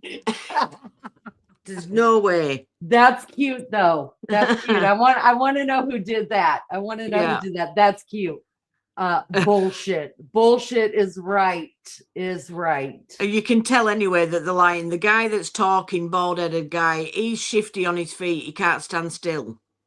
And then you've got all the stuttering that's going on. There's no freaking way. There's just no way. No. Mm-mm. This last line, the way that the last circle out here is, you guys, a half a mile from her house. I'm guessing her house is in here somewhere. This There's big no red way. dot, or that big red dot, one of them. And you've got all this desert. Stop it. Yeah. Stop it. Silliness. Silly people. Silly wanting us to believe that. They're out every single day. If it's not a lost person, it's a hiker, it's somebody who's wandered away from a care home, whatever it may be. I want to stress to you, right, and it is really important, Miss Guthrie, Nancy Guthrie, is of great sound mind. This is not a dementia related. She is as sharp as a tack. The family wants everybody to know this isn't somebody who just wandered off. Her physical limits are based on just age, and we get old, and so it's more physical. But clearly, she is as sharp as a tack. Do you have her cell phone, and does that present any tracking potential? We're looking at that as we speak. But do you have it, or do you not? We do have it. Can you give us a little bit more of a timeline? Because you said she didn't leave on her own. She was last seen at 9:45. She wasn't reported missing until noon. But I believe what happened there was at 9:45 in the evening, her children left her off. At some time earlier that morning, they got a call from somebody at the church who said, "Hey, your mom's not here." The family went to the house. I'm thinking they spent some time looking for her themselves before they called us. So I'm guessing maybe they got there around 11. So they did some searching and realized we need some help, and they called 911. do you have any idea what time Nancy would have been taken from the home? There's a lot of things working there, and I just can't say that right now. Has Savannah Guthrie, has she had any threats to herself at all? We've spoken to her. We'll continue to work with that. She has a security team that's been in touch with us throughout the night. But we're not going to dismiss any angles for sure. But right now, immediately, we don't know of anything like that. Is she in town or on the way here? She's here. Can you give us any more? What should somebody be looking for? Because when I was out in the neighborhood, the neighbors are obviously incredibly concerned. But is there anything, a tip? I mean, one neighbor stopped me and he didn't know if he should call you or not. Oh my goodness! But so what should somebody be looking for? Well, first of all, I'd ask them, go through their cameras, go through their Ring cameras, whatever cameras they may have. Don't dismiss it that, oh, well, we really can't see the house. They still might see something. Maybe it's somebody walking by. Maybe it's a vehicle driving by at that time of day. But go through all your cameras in that neighborhood and tell us if you see something. Maybe somebody already, we know this happens, right? Oh, I saw something suspicious, but I didn't think it was worth calling in, so I didn't call it in. Well, now it's call in anything you've seen or heard. Maybe it's a neighbor telling you, I saw this or I heard that. Call us. Don't tell the neighbor to call us. Tell the neighbor to call us, but you call us as well. We'll put it together. We'll get, trust me, I'm sure we're going to get inundated with a lot of calls. We'll handle that. Did she live alone? I believe, yes, she did. Yeah. Were there any caregivers who are normally associated with her? Well, she has house staff that comes by, takes care of the yard, whatever, in her house and that. But those people we'll be talking with that have talked to some of them already. But nobody who's like a live-in or. Nobody actually lives with her, no. Like I say, she's of great sound mind and she is mobile. It's just, it's a challenge for her to get, as the family says, she couldn't walk 50 yards by herself, so.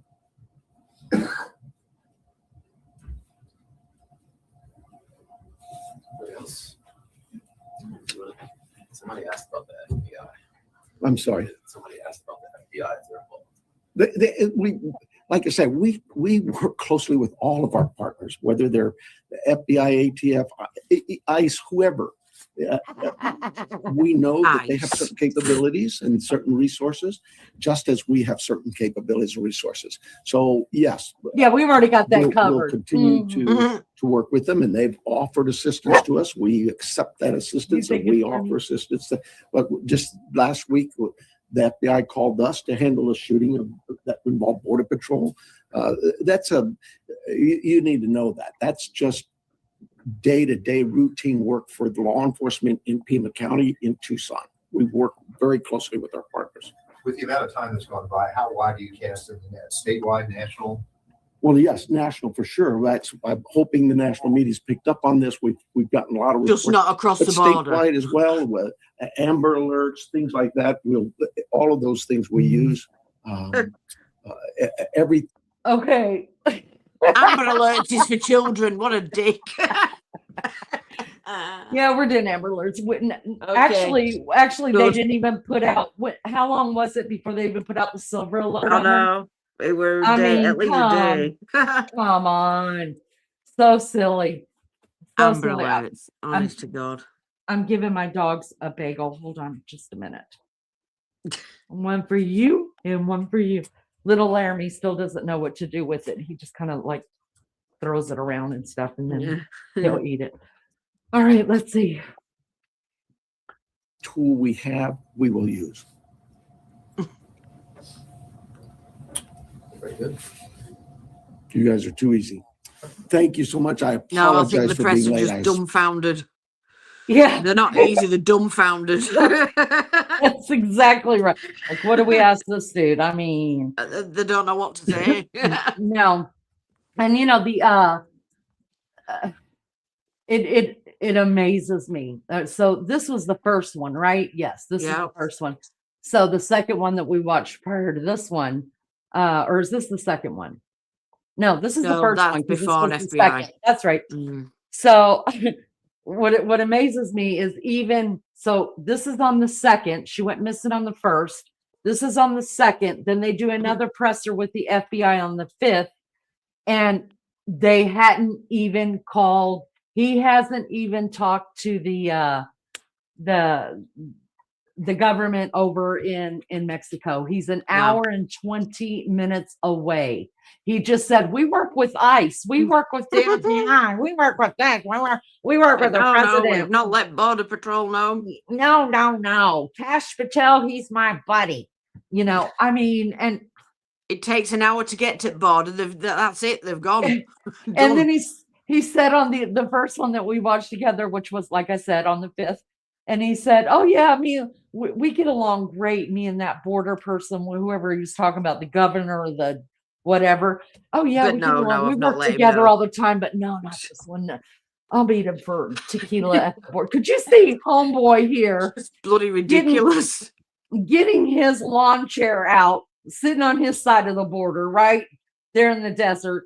And then their little sheriff guy on that town over there comes over with his little lawn chair, and they get a little fire going in between the two countries. And they're roasting marshmallows and shit and drinking tequila and talking about what's up. I mean, y'all, it's ridiculous. What do we got to do here? What do we got to do? And not being funny, but this is the first day, and they've already stopped searching. Stop. Well, listen, we've done with that now. We've Lizzo, done. They had to sleep. They were so tired. They've been up all night. God bless them. Oh, telling you. Let's see. Sue said, so if Nanos is not telling the truth on this huge ass search, then why lie? Why? Because Do he's you think- covering something. Yeah, I think I'm with Lizzo on that. Something's wrong. Something is really, really wrong. Really wrong. We just can't put our finger on it yet, but we're gonna get. I think we might have some prints on it, but we haven't like thumbed it down yet. Yeah. Golden says, "How is this woman Guthrie getting so much attention?" That's a good question.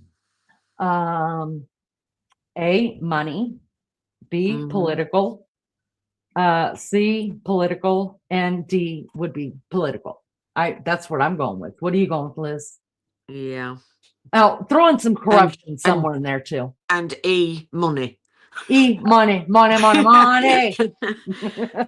Those two things. Sue says at Golden because people care, because it could be us that gets kidnapped because she's older and innocent lady. Should I give more reasons? I understand what she's saying though. I do, because there are a lot of people missing. There is a lot of people, and it is getting a lot of attention now.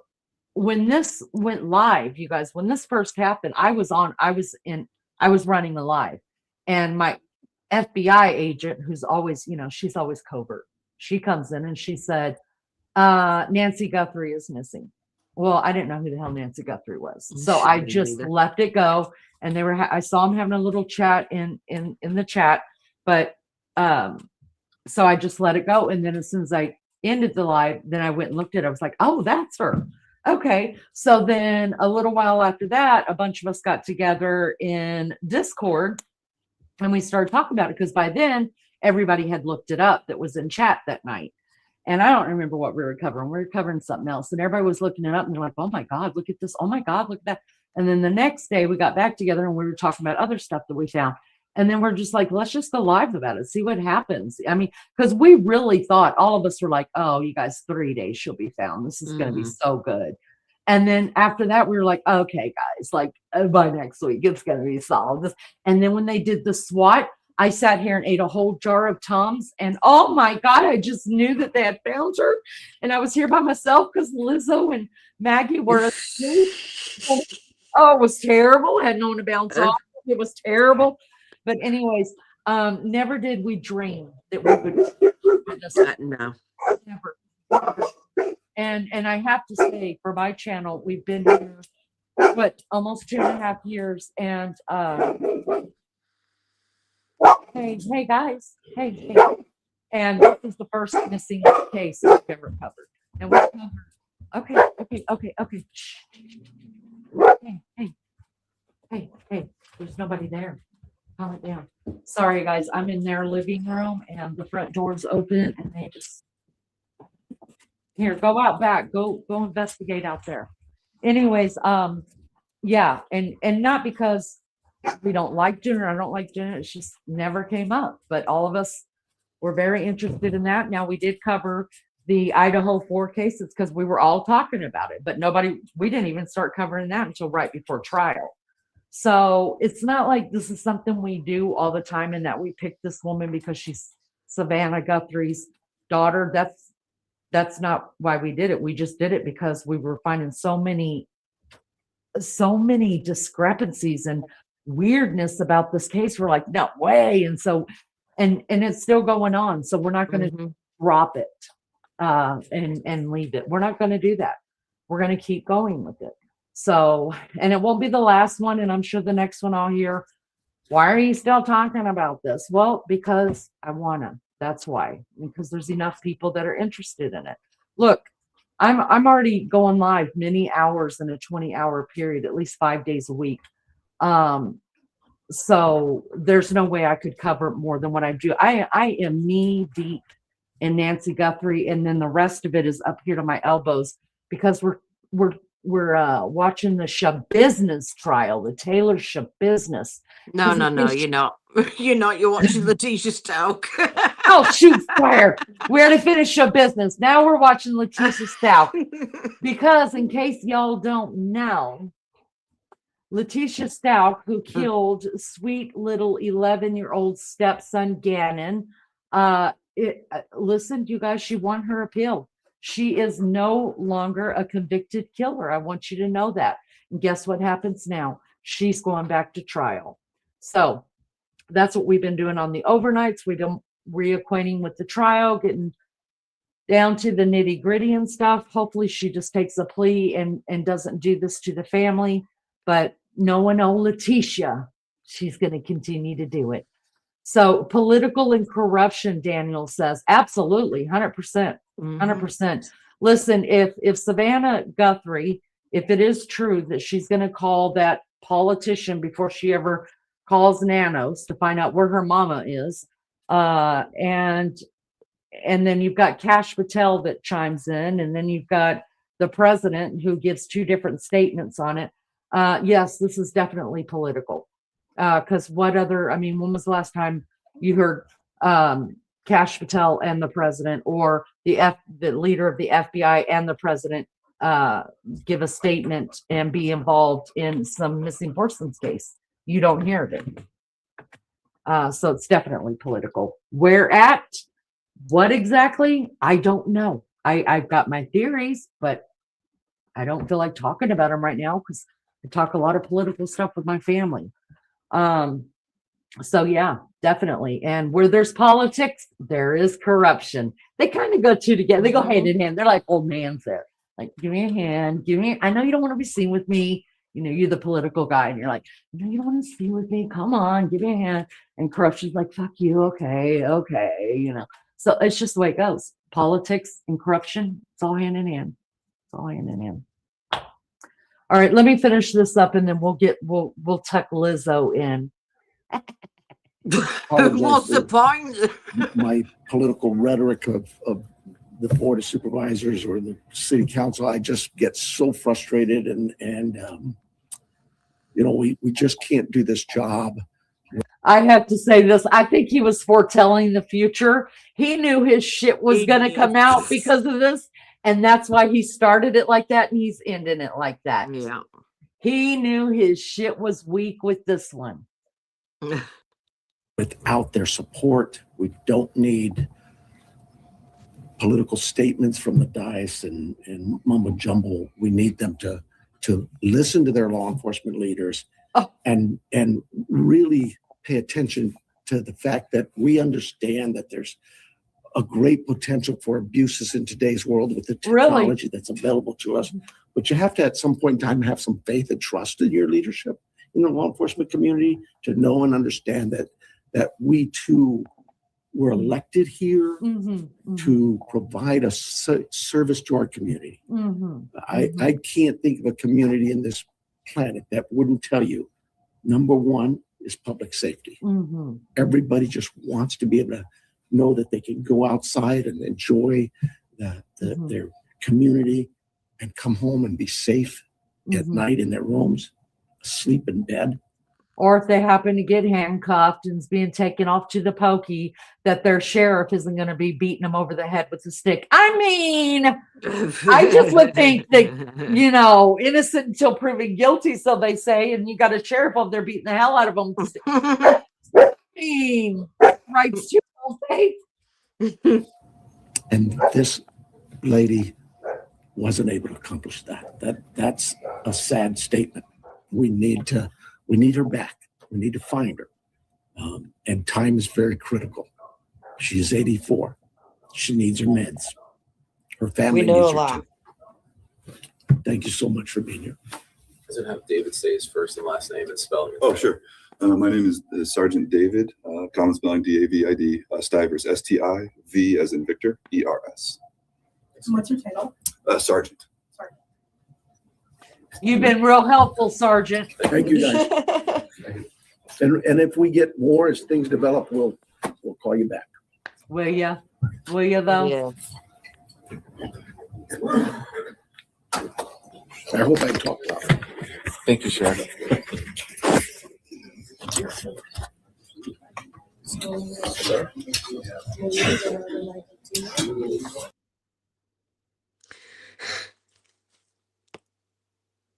Damn it. I was over here talking and having a good old time by myself and didn't know I was muted.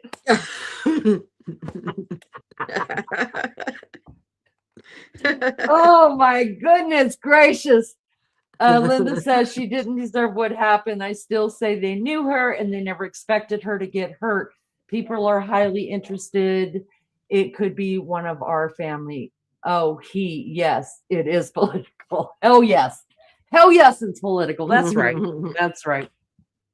Listen, you guys, Lizzo and I appreciate the chat. You guys always do a great job for us. And listen, it's not about just sitting here listening to us up here on panel, you know, shooting the shit and making fun of people and, you know, being totally, well,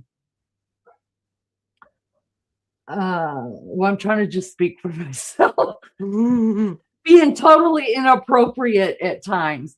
But, you know, it's having a chat and coming back to it and you guys giving us something else to think about, to add it in. And it's good to have discussions. It is good to have discussions. So for that, we thank you for that. We thank you for being here.